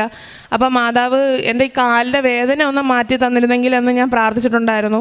അതുപോലെ തന്നെ അഖണ്ഡ ജപമാല റാലി ഇന്നലത്തെ അഖണ്ഡ ജപമാല റാലിയിൽ ഞാൻ വോളണ്ടിയർ ആയിരുന്നു. അപ്പോൾ എനിക്ക് കുറേ നേരമൊന്നും നിൽക്കാൻ പറ്റത്തില്ല. പക്ഷേ അപ്പം ഞാൻ മാതാവിന് ഇവിടെ വന്നിട്ടായാലും മാതാവിനടുത്തോണ്ട്, മാതാവേ അതേ കാലുവേദന എനിക്ക് ഇന്ന് വരുത്തിച്ചു കഴിഞ്ഞാൽ എനിക്ക് ഇരിക്കാനേ പറ്റത്തുള്ളൂ, നിയന്ത്രിക്കാനോ അല്ലെങ്കിൽ വോളണ്ടിയറായിട്ട് നിൽക്കാൻ പറ്റത്തില്ല. പക്ഷേ എനിക്ക് ഇന്നലെ ഒരു കുഴപ്പവും ഇല്ലായിരുന്നു. ഞാൻ രാവിലെ 2:30 തൊട്ട് വൈകിട്ട് ഏകദേശം ഒരു 6:30 വരെ വോളണ്ടിയറായിട്ട് കൃപാസനത്തിൻ്റെ ഫ്രണ്ടിലായാലും കൃപാസനത്തിൻ്റെ റാലിയിലായാലും എനിക്ക് പങ്കെടുക്കാൻ പറ്റി. എനിക്കിപ്പോഴും ഒരു വേദനയില്ല. ഞാൻ എണീറ്റ് നിന്ന് എല്ലാം നോക്കിയിട്ടുണ്ടായിരുന്നു. പക്ഷേ എനിക്ക് ഒരു കുഴപ്പവുമില്ല. എൻ്റെ കാല് മാതാവ് തൊട്ട് സുഖപ്പെടുത്തിയതാണെന്ന് ഞാനിപ്പോഴും വിശ്വസിക്കുന്നു. പിന്നെ അതുപോലെ എനിക്ക് ആത്മീയമായിട്ട് കുറേ വളരാൻ വേണ്ടി പറ്റിയിട്ടുണ്ടായിരുന്നു. ഞാൻ പണ്ട് എൻ്റെ അമ്മ ഇരുന്ന് ജപമാലയൊക്കെ പഠിക്കുമ്പോൾ ഞാൻ ഈ അമ്മ ജപമാല കഴിഞ്ഞാൽ കർണക്കൊന്ത പഠിക്കും, കർണക്കൊന്ത കഴിഞ്ഞാൽ ശുദ്ധീകരണാത്മാക്കൾക്ക് വേണ്ടി പഠിക്കും. അപ്പോൾ ഞാൻ പറയും, അമ്മയ്ക്ക് വേറെ പണിയില്ലേ, ഇത്രയും നിർത്തിപ്പിടിച്ച് എന്തിനാണ് പഠിക്കുന്നതെന്ന് ചോദിച്ചു കഴിഞ്ഞാൽ ഞാൻ എണീറ്റ് പോകാറുണ്ടായിരുന്നു ജപമാല കഴിഞ്ഞ് കഴിഞ്ഞാൽ. പക്ഷേ ഇപ്പോൾ ഞാൻ അമ്മയുടെ കൂടെ ഇരുന്ന് 3 മണിക്ക് കൊന്ത ഉണ്ടെങ്കിൽ 3 മണിക്ക് പഠിക്കും. അതുപോലെ തന്നെ 9 മണിക്ക് അമ്മ കൊന്ത പഠിക്കുമ്പോൾ അമ്മയുടെ കൂടെ ഇരുന്ന് പഠിക്കാൻ വേണ്ടി എനിക്ക് സാധിച്ചു. അതുപോലെ തന്നെ അമ്മ ഇരുന്ന് ബൈബിൾ വായിക്കുമ്പോൾ അമ്മ ഒരു അധ്യായം കംപ്ലീറ്റ് പണ്ട് വായിച്ചുകൊണ്ടിരിക്കുമായിരുന്നു. അത് പണ്ട് എനിക്കത് കേൾക്കുമ്പോൾ അത്യാവശ്യം നല്ല ഇറിറ്റേഷൻ ഉണ്ടായിരുന്നു. അമ്മയ്ക്ക് 1-2 വാക്ക് വായിച്ച് നിർത്തിക്കൂടെ അമ്മയെന്ന് ചോദിച്ചിട്ടുണ്ട്. പക്ഷേ ഇപ്പോൾ അമ്മ ഒരു അധ്യായം വായിച്ചു കഴിഞ്ഞാൽ അടുത്ത അധ്യായം ഞാൻ വായിക്കാറുണ്ട്. അപ്പം എനിക്ക് ആത്മീയമായിട്ട് വളരാൻ പറ്റി. അതുപോലെ കാരുണ്യ പ്രവർത്തികളായിട്ട് ഞാൻ GH ജനറൽ ഹോസ്പിറ്റൽ ട്രിവാൻഡ്രത്ത് പത്രം കൊടുക്കുന്നുണ്ട്. അപ്പോൾ ജോലി കഴിഞ്ഞ് വരുമ്പോഴാണ് ഞാൻ പത്രം കൊടുക്കാറുള്ളത്. പത്രം കൊടുക്കുമ്പോൾ പലരും എന്നെ പരിഹസിച്ചിട്ടുണ്ട്, മോളെ SBIയിലൊക്കെ വർക്ക് ചെയ്യുന്നതല്ലേ നീ ഇത്രയും പഠിച്ച കൊച്ചല്ലേ, നിനക്ക് വേറെ പ്രാന്തുണ്ട്, അതിനൊക്കെ എന്താന്നൊക്കെ പറഞ്ഞ് ഓരോരുത്തർ എന്നോട് ഇങ്ങനെ ചോദിക്കാറ്. ഞാൻ പറഞ്ഞു, ചേട്ടന് ഒരു ദിവസം അങ്ങോട്ട് വരുന്ന സമയം കാണും, അന്ന് അവിടെ വെച്ച് നമുക്ക് കണ്ടുമുട്ടാമെങ്കിൽ കണ്ടുമുട്ടാമെന്ന് മാത്രം ഞാൻ പറഞ്ഞു. അതുപോലെ തന്നെ വാട്സപ്പ് സ്റ്റാറ്റസിൽ ഞാൻ ഡെയിലി ബ്രെഡ് ആയാലും മധ്യസ്ഥ പ്രാർത്ഥന ആയാലും സാക്ഷി ആയാലും ഇടുന്ന സമയത്ത് എൻ്റെ കൂട്ടുകാരികൾ എനിക്ക് പ്രൈവറ്റ്ലി മെസ്സേജ് അയച്ചിട്ട് പറയും, എടാ നീ ഇപ്പോൾ ഭയങ്കര തള്ളവയു പോലെയായി, പണ്ടത്തെ ആൾക്കാരുടെ അതേ ഇത് തന്നെയാണ്. അപ്പോൾ ഞാൻ പറഞ്ഞു, നീയോ ഒരു ദിവസം എന്നോട് എടാ എനിക്ക് എക്സാമാണ്, നീ എനിക്ക് വേണ്ടി ഒന്ന് പ്രാർത്ഥിക്കുമോ എന്ന് ചോദിക്കുന്ന ഒരു ദിവസം വരും എന്ന് പറഞ്ഞു. അപ്പം അത് എനിക്ക് വിഷമം ഉണ്ടായിട്ടുണ്ടെങ്കിലും ഞാനത് മാതാവിനെ പ്രതി സഹനത്തിലൂടെ സഹിച്ചിട്ടുണ്ട്. പിന്നെ അതുപോലെ തന്നെ GHൽ ഞാൻ പത്രവും കാര്യങ്ങളെല്ലാം കൊടുക്കും. ഒരു രോഗി വെരിക്കോസ് വെയിനുള്ള ഒരു രോഗിക്ക് ഞാൻ കാലിൽ പ്രാർത്ഥിച്ച് കാലിൽ വേദന മാറി. ഒരു 3-4 ദിവസം കഴിഞ്ഞ് നോക്കിയപ്പം അവർ 2 മാസം കിടക്കാൻ വേണ്ടി പറഞ്ഞതാണ്. പക്ഷെ 3-4 ദിവസം കഴിഞ്ഞ് അവരുടെ നമ്പർ ഞാൻ കൊടുത്തിട്ട് വന്നു, എൻ്റെ നമ്പർ അവർക്ക് കൊടുത്തിട്ട് വന്നു. അവരെന്നെ വിളിച്ചിട്ട് പറഞ്ഞു, മോളെ എൻ്റെ കാലിലിപ്പോൾ കുഴപ്പമൊന്നുമില്ല, ഡിസ്ചാർജ് ചെയ്യാൻ വേണ്ടിയിട്ട് പറഞ്ഞിട്ടുണ്ട്, മോളന്ന് വന്ന് പ്രാർത്ഥിച്ചതാകും. ഞാൻ പറഞ്ഞു, അമ്മ നിങ്ങൾ സാക്ഷ്യം പറയാൻ വേണ്ടിയിട്ട് എൻ്റെ കൂടെ വരാമോ എന്ന് വെച്ചാൽ പറഞ്ഞു, മോളെ ഞങ്ങൾ ഹിന്ദുക്കളാണ്, എൻ്റെ വീട്ടിൽ നിന്നൊന്നും അങ്ങനെ വിടത്തില്ല എന്നെ, മോളെ എന്നെ പ്രതി അത് പറഞ്ഞാൽ മതിയെന്ന് പറഞ്ഞിട്ടുണ്ടായിരുന്നു. എല്ലാത്തിനും ഈ ചെയ്തെന്ന എല്ലാ ഇതെൻ്റെ മോൻ ഫാബിയോ. ഇവന് കിട്ടിയ ഒരു രോഗാവസ്ഥയിൽ നിന്നുള്ള ഒരു സൗഖ്യത്തിൻ്റെ സാക്ഷ്യമായിട്ടാണ് ഞാനിവിടെ വന്നിരിക്കുന്നത്. ഞാൻ ആദ്യമായി ഇവിടെ വന്ന് ഉടമ്പടി എടുത്തത് 29/11/2022 ഞാൻ എൻ്റെ ഫാമിലിയോടുകൂടി ഞങ്ങൾ ഇറ്റലിയിലെ റോമിലാണ് താമസിച്ചിരുന്നത്. എൻ്റെ മോന് 2022 4 വയസ്സായ സമയത്ത് 4 വയസ്സായ കുഞ്ഞുങ്ങൾ സംസാരിക്കുന്നത് പോലെ സംസാരിക്കുകയോ മറ്റുള്ള കുഞ്ഞുങ്ങളുമായിട്ട് മിങ്കിൾ ചെയ്യുകയോ ഇവൻ്റെ പേര് വിളിക്കുമ്പോൾ തിരിഞ്ഞു നോക്കുകയോ ഒന്നും ചെയ്യില്ലായിരുന്നു. ആദ്യമൊന്നും എനിക്കിത് വലിയ കാര്യമായിട്ട് ഫീൽ ചെയ്തില്ല. കാരണം ആ സമയത്ത് കോവിഡിൻ്റെ പ്രശ്നങ്ങളുള്ളത് കാരണം ഞാൻ വളരെ കുറച്ച് സമയത്തേക്കാണ് ജോലിക്ക് പോയിരുന്നത്. ആ സമയത്ത് ഇവനെ നോക്കുവാനായിട്ട് സ്റ്റുഡൻസ് ആയിട്ടുള്ള കുഞ്ഞുങ്ങൾ ആരെങ്കിലുമൊക്കെ ആയിരിക്കും വരിക. ആ സമയത്ത് ഇവൻ ഏത് സമയത്തും മൊബൈലിലായിരുന്നു, അല്ലെങ്കിൽ കാർട്ടൂൺ കണ്ടുകൊണ്ടാണ് ഇരുന്നിരുന്നത്. അപ്പോൾ ഞാൻ നോർമലായിട്ട് വിചാരിച്ചു അതുകൊണ്ടൊക്കെ ആയിരിക്കും എന്നാണ്.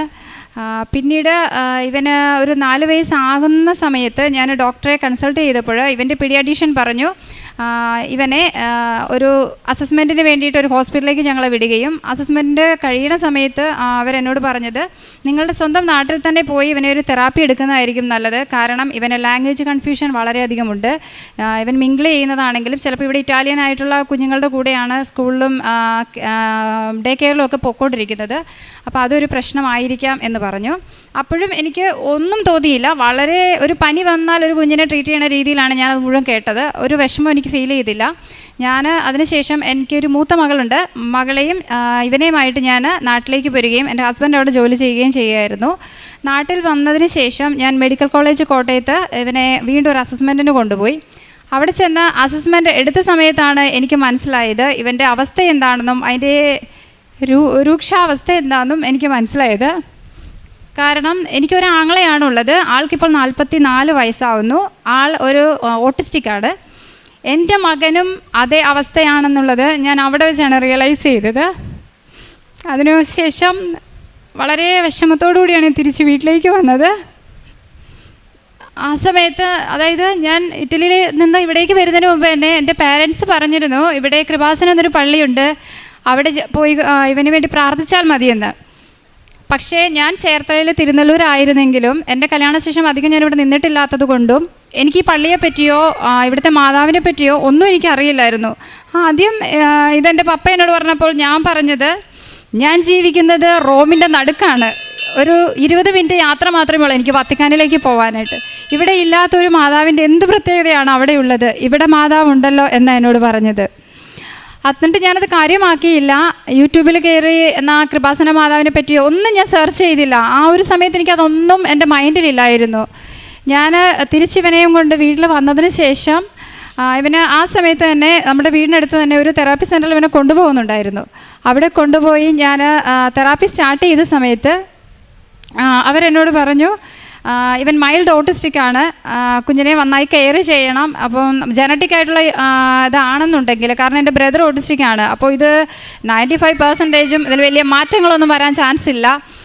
ഇവൻ മിംഗ്ലിംഗ് ഒക്കെ നമ്മൾ വളരെ മൈന്യൂട്ടായിട്ടുള്ള കാര്യങ്ങൾ വരെ ഇവനെ ശ്രദ്ധിക്കണം എന്ന് പറഞ്ഞു. അതായത് 4 വയസ്സുള്ളൊരു കുഞ്ഞ് പറയുന്ന പോലത്തെ ഒരു കാര്യങ്ങളും ഇവൻ പറയില്ലായിരുന്നു. ഞാൻ ആദ്യമായിട്ട് അതിനുശേഷം ഇവരെ ഉടമ്പടി എടുക്കാൻ ഇവിടെ കൊണ്ടുവന്ന് ഈ ക്ലാസ് അറ്റൻഡ് ചെയ്യുന്ന സമയത്ത് ഇവനിവിടെ കിടന്ന് കൂവായിരുന്നു. അപ്പോൾ സത്യം പറഞ്ഞാൽ ഞാൻ മനസ്സിൽ ഇങ്ങനെ ഭയങ്കര ദേഷ്യപ്പെട്ടാണ് ഞാൻ ആ ഉടമ്പടി ആദ്യമായിട്ട് എടുക്കാൻ അവിടെ ഇരുന്നത്. ആ ക്ലാസ് ഒന്നും ഞാൻ കേട്ടില്ല. ഇതൊന്ന് തീർന്ന് എനിക്ക് വീട്ടിൽ പോയാൽ മതിയെന്നായിരുന്നു എൻ്റെ മനസ്സിൽ ആ സമയത്ത് ഒരു അവസ്ഥ. ഇവൻ കാറുകയും ബഹളം വയ്ക്കുകയും, അപ്പോൾ ഇവനെ ഓൾറെഡി തെറാപ്പി സ്റ്റാർട്ട് ചെയ്തിരുന്നു. പക്ഷെ ഇവന് 90% ഒരു ഡയറ്റിലൂടെ ഇവൻ പൊയ്ക്കൊണ്ടിരുന്നത്. അതായത് അരി ആഹാരം മാത്രമേ ഇവന് കൊടുക്കാൻ പറ്റുള്ളൂ. ചോക്ലേറ്റ്സോ നമ്മളുടെ മറ്റൊരു ഫുഡും കൊടുക്കാൻ പറ്റില്ല. അപ്പം നോർമലായിട്ട് നിങ്ങൾക്ക് അറിയാൻ പറ്റുമായിരിക്കും, ഇതുപോലൊരു സ്ഥാപനം ഇവിടെ വരുമ്പോൾ കുഞ്ഞിന് ഒരു ജ്യൂസോ എന്തെങ്കിലും ചോദിച്ചു കഴിഞ്ഞാൽ ഒന്നും മേടിച്ചു കൊടുക്കാൻ പറ്റില്ല. മറ്റുള്ള കുഞ്ഞുങ്ങളൊരു ബിസ്ക്കറ്റ് കഴിച്ചാൽ പോലെ എൻ്റെ കുട്ടിക്ക് അത് കൊടുക്കാൻ പറ്റില്ല. അപ്പോൾ ഞാൻ എവിടെ പോയാലും ഇവനെ നമ്മുടെ അരി കൊണ്ടുണ്ടാക്കണ മുറുക്ക് അല്ലെങ്കിൽ അരി കൊണ്ടുണ്ടാക്കണ ദോശ, 6 മാസം ദോശ മാത്രം 3 നേരം കഴിച്ചാണ് എൻ്റെ കൊച്ച് ഈ നാട്ടിൽ വന്ന് ജീവിച്ചത്. അപ്പോൾ ആ ഒരു അവസ്ഥയിലൂടെയൊക്കെയാണ് ഞാൻ കടന്നു പോയിക്കൊണ്ടിരുന്നത്. അപ്പോൾ അന്ന് ഞാൻ ഉടമ്പടി എടുത്തു എന്ന് മാത്രമേ ഉള്ളൂ. ഞാൻ എങ്ങനെയൊക്കെയോ തിരിച്ചിവിടുന്ന് പോയി. പക്ഷേ ദൈവം എൻ്റെ കൂടെ ഉണ്ടായിരുന്നു എന്ന് പറയാം, അല്ലെങ്കിൽ എൻ്റെ മാതാപിതാക്കളുടെ പ്രാർത്ഥനയായിരിക്കാം. എനിക്ക് ആ ഉടമ്പടി 90 ദിവസം എന്നത് മാത്രമായിരുന്നു ഞാൻ അന്ന് ചിന്തിച്ചത്. പക്ഷേ ആ 90 ദിവസവും ഞാൻ കംപ്ലീറ്റ് ആയിട്ട് അത് പൂർണ്ണമായിട്ടും പാലിച്ചു എന്നുള്ളതാണ്. എൻ്റെ മോനെയും കൊണ്ട് 3 മണിക്ക് എഴുന്നേറ്റ് ഞാൻ ഇവന് വേണ്ടി പ്രാർത്ഥിക്കുമായിരുന്നു. എന്നെക്കൊണ്ട് പറ്റുന്ന വിധത്തിൽ കാണുന്നവർക്കെല്ലാം കാരുണ്യപ്രവൃത്തികൾ ഞാൻ ചെയ്യുമായിരുന്നു. അമ്മ മാതാവിനെ പറ്റി ഞാൻ അറിഞ്ഞ കാര്യങ്ങൾ എല്ലാവരോടും പറയുമായിരുന്നു. അതുപോലെ ഇവന് തെറാപ്പി ചെയ്തിരുന്ന സെൻറ്ററിൽ ഞാൻ എല്ലാവരോടും ചെന്ന് പറയും, എൻ്റെ മകനെ ഞാനിങ്ങനെ ഉടമ്പടി എടുത്തിട്ടുണ്ട്, നിങ്ങളും പോയി പ്രാർത്ഥിക്കണം എന്നൊക്കെ. അപ്പോഴിവരൊരു മാറ്റം എനിക്ക് അന്നൊന്നും ഫീൽ ചെയ്തില്ല. പക്ഷേ ഞാൻ എന്ന മാതാവിനെ പറ്റി മറ്റുള്ളവരോട് പറഞ്ഞു തുടങ്ങിയോ അതിനുശേഷം ഏകദേശം 1.5 ആഴ്ച എന്ന് പറയാം, ഇവൻ നന്മ നിറഞ്ഞ മറിയമേ ആദ്യമായിട്ട് എന്നെ ചൊല്ലിക്കേൽപ്പിച്ചു. അന്ന് വരെ അമ്മ, വെള്ളം, പോകാം എന്നൊക്കെ മാത്രം പറഞ്ഞിരുന്ന എൻ്റെ കുഞ്ഞ് ആദ്യമായി അത്രയും കാര്യങ്ങൾ പറഞ്ഞു കേൾപ്പിച്ചു. അതിനുശേഷം ശാലൻ ടി വിയിൽ കുർബാന വെച്ച് കൊടുക്കുമായിരുന്നു. അപ്പോൾ കുർബാനയ്ക്ക് അവിടെ പോയി നിന്ന് കൂടും. അങ്ങനെ അത്യാവശ്യം മാതാവിൻ്റെ കാര്യങ്ങളൊക്കെ അവന് മനസ്സിലാവാൻ തുടങ്ങി. കൃപാസന മാതാവ് എന്തോ ഒരു പ്രത്യേകത ഉള്ളതാണെന്ന് ഫീൽ ചെയ്യാൻ തുടങ്ങി. എവിടെ പോകുമ്പോഴും ഞാൻ തൈലം തേച്ച് കൊടുക്കുമായിരുന്നു, അതുപോലെ തേൻ കൊടുക്കുമായിരുന്നു. ഒരു ദിവസം പോലും ഞാൻ അതിന് മുടക്കം വരുത്തിയിട്ടില്ല. അങ്ങനെയാണ് അവനെ ഞാൻ തെറാപ്പിക്ക് കൊണ്ടുപോയിക്കൊണ്ടിരുന്നത്. അങ്ങനെ 8 മാസം തെറാപ്പിക്ക് പോയി. എപ്പോഴത്തേക്കും തെറാപ്പി സെൻറ്ററിൽ അവർ തന്നെ പറഞ്ഞു, ഇനി ഒരു ഫോളോ അപ്പിന് നിങ്ങൾ വന്നാൽ മതി, ഇവനെ റെഗുലറായിട്ട് തെറാപ്പിക്ക് കൊണ്ടുവരണ്ട, കാരണം ഇവന് പ്രത്യേകിച്ച് ഇനി ഇവിടെ ഒന്നും ചെയ്യാനില്ല, അത്യാവശ്യം ഇമ്പ്രൂവ്മെൻ്റ് ഒക്കെ ആയിട്ടുണ്ടെന്ന്. ഏകദേശം ആ സമയമായപ്പോഴേക്കും ഇവൻ അത്യാവശ്യം വാക്കുകളൊക്കെ പറയാൻ തുടങ്ങി, അതായത് നമ്മൾ ചോദിക്കുന്നതിനൊക്കെ അത്യാവശ്യം ആൻസർ ചെയ്യാൻ തുടങ്ങി. അങ്ങനെ ഞങ്ങൾ ഇവനെ എൻ്റെ വീടിനടുത്തുള്ള LKG സെൻറ്ററിൽ കൊണ്ട് ചേർക്കുകയും അവിടെ KG സെക്ഷനിൽ പോകാൻ തുടങ്ങുകയും ചെയ്തു. അങ്ങനെ സ്കൂളിൽ പോയ സമയത്ത് ആദ്യമൊന്നും ഇവൻ ആരോടും മിങ്കിൾ ചെയ്യില്ലായിരുന്നു, ഒറ്റയ്ക്ക് ഇരുന്നായിരുന്നു കളിച്ചുകൊണ്ടിരുന്നത്. പതിയെ പതിയെ അവനൊരു കൂട്ടുകാരനായി, പിന്നെ കൂട്ടുകാരായി. പിന്നെ അങ്ങനെ സ്കൂളിൽ അവൻ്റെ ടീച്ചർ വിദ്യ എന്നാണ് ടീച്ചറിൻ്റെ പേര്. ഈ സമയത്ത് ടീച്ചർക്ക് ഒത്തിരി നന്ദി പറയുന്നു, കാരണം ടീച്ചറിനെ അവൻ വിദ്യ അമ്മ എന്ന് തന്നെയാണ് വിളിക്കുന്നത്. അവൻ്റെ ട്യൂഷൻ ടീച്ചറും ഇപ്പോഴും ആ ടീച്ചർ തന്നെയാണ്. ഒരുപാട് പുള്ളിക്കാരി ഹെൽപ്പ് ചെയ്തിട്ടുണ്ട് ഇവനെ. അപ്പോൾ ഇവൻ അവിടെ പോയതിന് ശേഷം എല്ലാ കാര്യങ്ങളും വീട്ടിൽ വന്ന് പറയാനൊക്കെ തുടങ്ങുമായിരുന്നു. പിന്നീട് തെറാപ്പി ഞങ്ങൾ പൂർണ്ണമായി സ്റ്റോപ്പ് ചെയ്തു. ഇവനെ അസസ്മെൻറ്റ് ചെയ്തിരുന്നത് പിന്നീട് കോലഞ്ചേരി മെഡിക്കൽ മിഷൻ ഹോസ്പിറ്റലായിരുന്നു.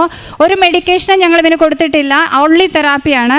അതിനുശേഷം ഡോക്ടർ പറഞ്ഞു, ഇവന് ഡയറ്റ് ഇനി ആവശ്യമില്ല, ഡയറ്റ് ഇനി ഒന്നും നോക്കണ്ട, എന്ത് ഫുഡ് അവൻ ആവശ്യപ്പെട്ടാലും നിങ്ങൾ അവന് കൊടുത്തുകൊള്ളുക എന്ന് പറഞ്ഞു. അങ്ങനെ ഡയറ്റും കംപ്ലീറ്റ് ആയിട്ട് ഞങ്ങൾ നിർത്തി. അതിനുശേഷം ഇവനെ ഞങ്ങൾ 1ാം ക്ലാസ്സിലേക്ക് ചേർത്തു. അപ്പോൾ എനിക്ക് ഭയങ്കര ടെൻഷനായിരുന്നു, കാരണം ഇവൻ അവിടെ ചെന്ന് കഴിഞ്ഞാൽ KG സെക്ഷനിലെന്ന് പറഞ്ഞു കഴിഞ്ഞാൽ ടീച്ചേഴ്സ് കൂടുതലുണ്ട്, അല്ലെങ്കിൽ ആയമാരുണ്ടാവും, അല്ലെങ്കിൽ നന്നായി കെയർ ചെയ്യുന്നവരായിരിക്കും, കുറച്ച് കുഞ്ഞുങ്ങളെ ഉണ്ടാവുള്ളൂ. പക്ഷേ സ്കൂളെന്ന് പറയുമ്പോൾ കുറേ കുട്ടികളുണ്ടാവും. അപ്പോൾ ഇവനവിടെ പോയാൽ പഠിക്കാൻ പറ്റുമോ, ഇവൻ മറ്റുള്ളവരോട് മിണ്ടുവോ, എനിക്കത് ഭയങ്കര ടെൻഷനായിരുന്നു. പക്ഷേ ദൈവാനുഗ്രഹം കൊണ്ട് ഇവൻ സ്കൂളിൽ ചെന്നു, പഠിപ്പിച്ചു. ഇവന് കിട്ടിയ ക്ലാസ് ടീച്ചറും വളരെ നല്ലൊരു ടീച്ചറാണ്. എല്ലാ കാര്യങ്ങളും സപ്പോർട്ടീവായിട്ടുള്ള ടീച്ചേഴ്സാണ് അവിടെ ഉള്ളത്. അതുപോലെ തന്നെ ഇവൻ്റെ സ്കൂളിലുള്ള കുഞ്ഞുങ്ങളോടൊപ്പം മിങ്കിൾ ചെയ്യാനും കൂട്ടുകാരോട് അതായത് എത്ര കൂട്ടുകാരുണ്ടോ അത്ര പേരുടെ പേരും സ്കൂളിൽ നടക്കുന്ന എല്ലാ കാര്യങ്ങളും വീട്ടിൽ വന്ന് പറയാനും. ഇപ്പോൾ 7 വയസ്സായ ആൾക്ക് 7 വയസ്സായ കുഞ്ഞുങ്ങൾ സംസാരിക്കുന്ന അത്രയും അല്ലെങ്കിലും മാക്സിമം അവൻ എല്ലാ കാര്യങ്ങളും വീട്ടിൽ വന്ന് ഷെയർ ചെയ്യും. അതുപോലെ തന്നെ അവന് വന്ന സ്കൂളിലെ മാർക്സ് എല്ലാം, എക്സാം മാർക്സ് എല്ലാം എബോവ് 85-90% മാർക്കുണ്ട്.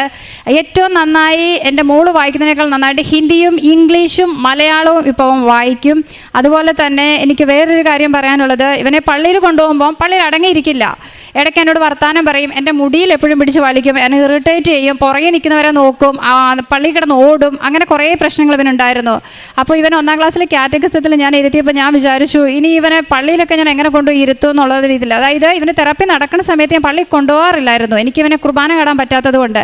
ഇപ്പോൾ 1ാം ക്ലാസ്സിൽ ഞാനിവൻ നിന്ന സമയത്ത് ഞാൻ ഒരു കുർബാന നടന്നുകൊണ്ടിരിക്കുക, അതായത് ഏകദേശം ഒരു 2-3 ആഴ്ചയ്ക്ക് മുൻപുള്ള കാര്യമാണ് ഞാൻ ഈ പറയുന്നത്.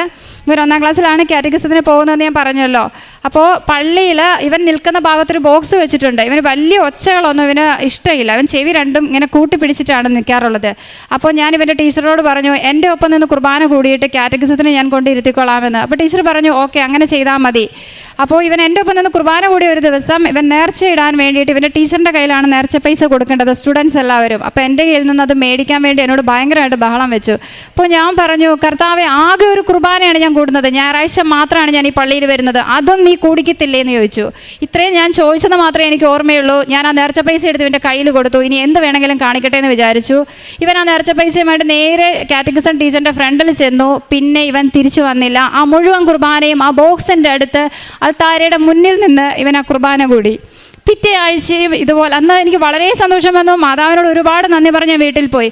അതിനുശേഷം കഴിഞ്ഞ ആഴ്ച ഞാൻ കഴിഞ്ഞ മുമ്പത്തെ ആഴ്ച പള്ളിയിൽ ചെന്നപ്പോഴും ഇവൻ എന്നോട് പറഞ്ഞു, അമ്മേ, ഞാൻ ഇന്ന് മുന്നിൽ തന്നെ പോയി നിന്ന് കുർബാന കൂടിക്കോളാം എന്ന് പറഞ്ഞു. അമ്മ വരണ്ടെന്ന് പറഞ്ഞു. അവിടെ നിന്ന് കുർബാന മുഴുവൻ കൂടുകയും അതിനുശേഷം അവൻ കാറ്റഗറിസത്തിന് പോവുകയും ചെയ്തു. കഴിഞ്ഞ ആഴ്ച ഞാൻ പുറകെയാണ് പള്ളിയിൽ വന്നത്. ഇവൻ്റെ ചേച്ചിയോടൊപ്പം ചേട്ടൻ്റെ ഒപ്പം തന്നെ നേരത്തെ പള്ളിയിൽ പോവുകയും കുർബാന മുഴുവൻ നടന്നു കൂടുകയും അത് കഴിഞ്ഞ് കാറ്റഗറിസം കൂടുകയും ചെയ്തു. എൻ്റെ മാതാവ് ഞാൻ ആഗ്രഹിച്ചാൽ അപ്പുറം കാര്യങ്ങൾ എനിക്ക് നടത്തി തന്നു. ഇതിന് അമ്മ മാതാവിനും ഉണ്ണി ഈശോയ്ക്കും ഒരുപാട് നന്ദി. അതുപോലെ തന്നെ എനിക്ക് പറയാനുള്ളത്, എന്നെ ഒരുപാട് ജീവിത വിശുദ്ധിയിലേക്ക് കൊണ്ടുവന്നു. എന്നെ സ്വാധീനിച്ചൊരു വചനം എന്ന് പറയുന്നത്, നിങ്ങളെ തന്നെ വിശദീകരിക്കുവാൻ കർത്താവ് നിങ്ങളുടെ ഇടയിൽ അത്ഭുതം പ്രവർത്തിക്കും. കാരണം എൻ്റെ കുഞ്ഞ് ജനിച്ചിട്ട് 2018 വരെ, 2018 എൻ്റെ കുഞ്ഞ് ജനിച്ചത്, 2018 മുതൽ 22 വരെ ഞാൻ അപൂർവമായിട്ടാണ് എൻ്റെ വീട്ടിൽ ജപമാല ചൊല്ലിയിരുന്നത്. കാരണം ഒരു യൂറോപ്യൻ ലൈഫിലായിരുന്നു ഞാൻ ജീവിച്ചിരുന്നത് മുഴുവനും. ഞങ്ങൾ രണ്ടുപേരും ജോലിക്ക് പോകും, തിരിച്ചു വരും, ബാക്കി സമയത്ത് കുഞ്ഞുങ്ങളെ പാർക്കിൽ കൊണ്ടുപോകും, ബീച്ചിൽ കൊണ്ടുപോകും. ഇവർക്ക് ആവശ്യമായ ലൗകികമായ ഭൗതികമായ എല്ലാ കാര്യങ്ങളും ഞാൻ ചെയ്തു കൊടുത്തിട്ടുള്ള ഒരു അമ്മയാണ്. പക്ഷേ കോവിഡിൻ്റെ സമയത്താണ് എൻ്റെ കുഞ്ഞുങ്ങളെ ആദ്യമായി ഞാൻ ജപമാല ചൊല്ലാൻ പഠിപ്പിച്ചതും പ്രാർത്ഥിച്ചതും. ഒരു പക്ഷേ രോഗം വരുമെന്നുള്ള ഭീതി എൻ്റെ ഉള്ളിലുള്ളതുകൊണ്ടായിരിക്കാം, അതെന്തെന്ന് എനിക്കറിയില്ല. പക്ഷേ എൻ്റെ മാതാപിതാക്കൾ വളരെയധികം പ്രാർത്ഥിക്കുന്നവരാണ്. അവരുടെ പ്രാർത്ഥന മൂലം ഞാൻ നശിച്ചു പോയില്ല. ഒരു സഹനത്തിലൂടെ ഈശോ എന്നെ വീണ്ടും ഈശോയിലേക്ക് അടുപ്പിച്ചു. എൻ്റെ കുഞ്ഞ് സൗഖ്യപ്പെട്ടു, സ്കൂളിൽ പോയി. അതിൻ്റെ സമാധാനത്തിൽ നിൽക്കുമ്പോഴും വേറെ ഒരു വലിയ മാനസിക പ്രശ്നം എന്നെ നേരിട്ടുകൊണ്ടിരിക്കുകയായിരുന്നു ഈ 2025 വരെ. പക്ഷേ ഞാൻ അതെൻ്റെ സഹനമായി ഏറ്റെടുത്ത് എൻ്റെ ഈശോയ്ക്ക് സമർപ്പിച്ച് എൻ്റെ പ്രശ്നങ്ങൾ മുഴുവൻ ഈശോയുടെ മുന്നിൽ കൊടുത്തു. മറ്റുള്ളവരോട് പരാതി പറയുന്നത് നിർത്തി. മറ്റുള്ളവരുടെ കണ്ണിൽ ഞാൻ എന്തായിക്കൊള്ളട്ടെ, ഞാൻ എന്നെ തന്നെ വളരെയധികം എളിമപ്പെടുത്തി ജീവിക്കാൻ തുടങ്ങി. ആഡംബരമായ വില കൂടിയ ഡ്രസ്സും ഒരുപാട് സ്വർണവും അണിഞ്ഞാണ് ഞാൻ എപ്പോഴും പുറത്തു പോയിക്കൊണ്ടിരുന്നത്. എന്നെ തന്നെ എളിമപ്പെടുത്താൻ ഞാൻ എന്ന് തീരുമാനിച്ചോ അന്ന് എൻ്റെ കുടുംബജീവിതം ഞാൻ ആഗ്രഹിച്ച പോലെ എനിക്ക് തിരികെ കിട്ടി. എൻ്റെ ജീവിതം തകർന്നു പോയി എന്ന് തന്നെ ഞാൻ ചിന്തിച്ചിരുന്ന ഒരു കാര്യമാണ്. അതെനിക്കിവിടെ വെളിപ്പെടുത്താൻ ഇപ്പോൾ പറ്റില്ല, അതുകൊണ്ട് മാത്രം ഞാനത് പറയുന്നില്ല. അത് എനിക്ക് തിരിച്ചു കിട്ടി എന്ന് തന്നെ ഞാൻ പൂർണ്ണമായി വിശ്വസിക്കുന്നു. അത് ജീവിത വിശുദ്ധിയിലേക്ക് കൊണ്ടുവരാൻ ഈശോ എനിക്ക് തന്ന രണ്ടാമത്തെ സഹനമായിട്ട് ഞാനത് ഏറ്റെടുക്കുന്നു. ഇന്നലെ ധ്യാനം കൂടിയപ്പോൾ അച്ഛൻ പറഞ്ഞു, ഓരോ ദിവസത്തിനും അതതിൻ്റെ ക്ലേശം മതി. ഇനിയും ക്ലേശങ്ങളുണ്ടാവും, പക്ഷെ ഞാൻ പതറില്ല. എൻ്റെ ഈശോയുടെയും മാതാവിൻ്റെയും മകളായി എൻ്റെ മക്കളെ മരണം വരെ വിശുദ്ധിയിൽ വളർത്താനായിട്ട് എന്നെ അമ്മ മാതാവ് സഹായിക്കട്ടെ എന്ന് മാത്രമാണ് ഞാൻ പ്രാർത്ഥിക്കുന്നത്. കഴിഞ്ഞ തവണ ഉടമ്പടി എടുത്തപ്പോഴും ഞാൻ എഴുതിയ ഒരൊറ്റ കാര്യം, എൻ്റെ ജീവിതം വിശുദ്ധീകരിക്കപ്പെടുവാനായിട്ട് എന്നെ വഴിതെളിക്കണമെന്നാണ്. ബാക്കി 5 നിയോഗങ്ങളും ഞാൻ മറ്റുള്ളവരുടെ കാര്യമാണ് വെച്ചേക്കുന്നത്. ഞാൻ പ്രാർത്ഥിച്ചിട്ട് എൻ്റെ കൂടെയുള്ള ഒരു കൂട്ടുകാരിക്ക്, അത് ഓട്ടിസ്റ്റിക്കായ ഒരു കുഞ്ഞിൻ്റെ അമ്മ തന്നെയാണ്, അവർക്ക് കുറേ കാര്യങ്ങൾ സാധിച്ചു തന്നതിന് അമ്മ മാതാവിനോട് അവർ നന്ദി പറഞ്ഞിട്ടുണ്ട്. അതുപോലെ തന്നെ മറ്റുള്ളവർക്ക് വേണ്ടി പ്രാർത്ഥിക്കാനായിട്ട് എനിക്ക് ഒരുപാട് സന്തോഷമുള്ള കാര്യമാണ്. അവർക്ക് വേണ്ടി പ്രാർത്ഥിക്കുകയും മറ്റുള്ളവർക്ക് വേണ്ടി ഒരു ദിവസം അല്ലെങ്കിൽ ഒരു സമയം, ഏതെങ്കിലും ഒരു സമയത്ത് മറ്റുള്ളവർക്ക് വേണ്ടി എന്തെങ്കിലും കാര്യത്തിന് വേണ്ടി സ്പെൻഡ് ചെയ്യാനും എനിക്ക് മടിയില്ല. അതിനൊക്കെ എൻ്റെ മാതാവ് ഒരുക്കി തന്നതിന് ഈ നിമിഷം ഞാൻ അമ്മയ്ക്ക് നന്ദി പറയുന്നു. ഞാൻ ചെയ്തിരുന്ന കാരുണ്യ പ്രവൃത്തികളെന്ന് പറയുന്നത് മെൻ്റലി ഇതായിട്ട് മേലാത്ത കുഞ്ഞുങ്ങൾക്ക് വേണ്ടിയിട്ടും അതുപോലെ തന്നെ ആരോരുമില്ലാത്ത അനാഥാലയത്തിൽ കഴിയുന്നവർക്ക് വേണ്ടിയിട്ടും ഫുഡ് കൊണ്ട് കൊടുക്കുകയും അവരോടൊപ്പം ഇരുന്ന് ഫുഡ് കഴിക്കുകയും അവരുടെ കാര്യങ്ങൾ ഷെയർ ചെയ്യുക, അല്ലെങ്കിൽ അവർക്ക് ആവശ്യം എന്താണെന്നറിഞ്ഞ് അവരെ സഹായിക്കുകയും ഞാൻ ചെയ്യാറുണ്ട്. അതുപോലെ തന്നെ ഞാൻ വഴിയിൽ കാണുന്ന ആരാണെങ്കിലും എൻ്റെ കയ്യിൽ എത്ര രൂപയുണ്ടോ എന്നൊന്നും ഞാൻ നോക്കില്ല, എന്നെക്കൊണ്ട് പറ്റുന്ന വിധത്തിൽ ഞാൻ അവരെ ഹെൽപ്പ് ചെയ്യാറുണ്ട്.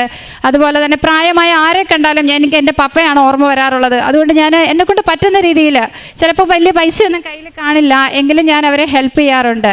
അങ്ങനെ അതാണ്. പിന്നീട് പത്രം ഞാൻ കൊടുക്കുന്നത് വലിച്ചുവാരി ആർക്കും കൊടുത്ത് ആരുടെ അടിച്ചേൽപ്പിക്കാറില്ല. എന്നെക്കൊണ്ട് പറ്റുന്ന വിധത്തിൽ ആൾക്കത് വേണം എന്നെനിക്ക് ഉറപ്പ് വന്നാൽ മാത്രമേ ഞാൻ അവരുടെ കയ്യിൽ കൊടുക്കുകയുള്ളൂ. ഞാൻ വിഷമിക്കുന്നൊരു കാര്യമല്ല, അത് ആവശ്യമുള്ളവരുടെ കയ്യിലേക്കാണ് കൊടുക്കേണ്ടത് എന്ന കാര്യത്തിലേക്ക് മാത്രമാണ് ഞാൻ ശ്രദ്ധ വയ്ക്കാറുള്ളത്.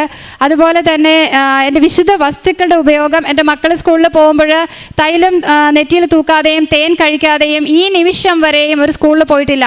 കൃപാസനത്തിൻ്റെ പത്രം അവരുടെ ബാഗുകളിൽ വെച്ചിട്ടുണ്ട്. കൃപാസനത്തിൻ്റെ മാതാവിൻ്റെ സ്റ്റിക്കർ അവിടെ ബാഗുകളിൽ ഒട്ടിച്ചിട്ടുണ്ട്.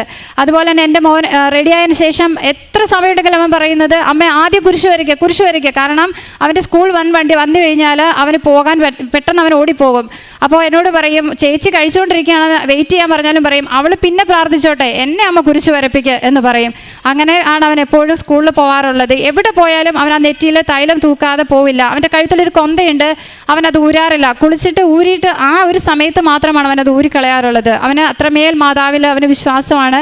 അതുപോലെ തന്നെ ഇത്രയും അനുഗ്രഹം നൽകിയ അമ്മ മാതാവിനോട് ഞാൻ എൻ്റെ സഹനങ്ങളെ പറ്റി ഞാൻ പറഞ്ഞുവല്ലോ. അങ്ങനെ പ്രാർത്ഥിച്ചിട്ടൊരു സമയത്ത് എൻ്റെ വീട്ടിൽ തിരിയിൽ മാതാവിൻ്റെ ഒരു രൂപം തെളിഞ്ഞു വന്നു. അതിൽ ഞാൻ വിശ്വസിക്കുന്നത്, എൻ്റെ ആങ്ങള ഓട്ടിസ്റ്റിക്കാണ്. അപ്പോൾ എൻ്റെ വിഷമങ്ങൾ ഒരു പരിധിയിൽ കൂടുതൽ എനിക്ക് ആരോടും ഷെയർ ചെയ്യാൻ പറ്റില്ല.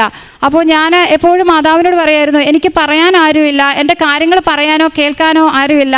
ഇപ്പോൾ ഫ്രണ്ട്സ് ഉണ്ടെങ്കിലും നമുക്ക് എല്ലാ കാര്യങ്ങളും ഒന്നും നമുക്ക് അവരോട് ഷെയർ ചെയ്യാൻ പറ്റില്ല. പക്ഷേ അമ്മ മാതാവിൻ്റെ തിരിയുടെ രൂപത്തിൽ വന്ന അമ്മയുടെ മുന്നിലാണ് ഞാൻ ഇന്ന് എൻ്റെ എല്ലാ വിഷമങ്ങളും ഇറക്കി വെക്കുന്നത്. ഇന്ന് രാവിലെ പോന്നപ്പോൾ അമ്മയോട് ഞാൻ പറഞ്ഞിട്ട് പോന്നു, ഞാൻ നന്ദി പറയാനായി പോവുകയാണ്, എൻ്റെ കൂടെ വരണം എന്ന് പറഞ്ഞിട്ടാണ് ഞാൻ വന്നിരിക്കുന്നത്. ഇത്രയും അനുഗ്രഹം നൽകിയ എൻ്റെ അമ്മ മാതാവിന്, ഉണ്ണി ഈശോയ്ക്ക് ഞാൻ 1000 നന്ദി പറയുന്നു. അമ്മ മാതാവിനും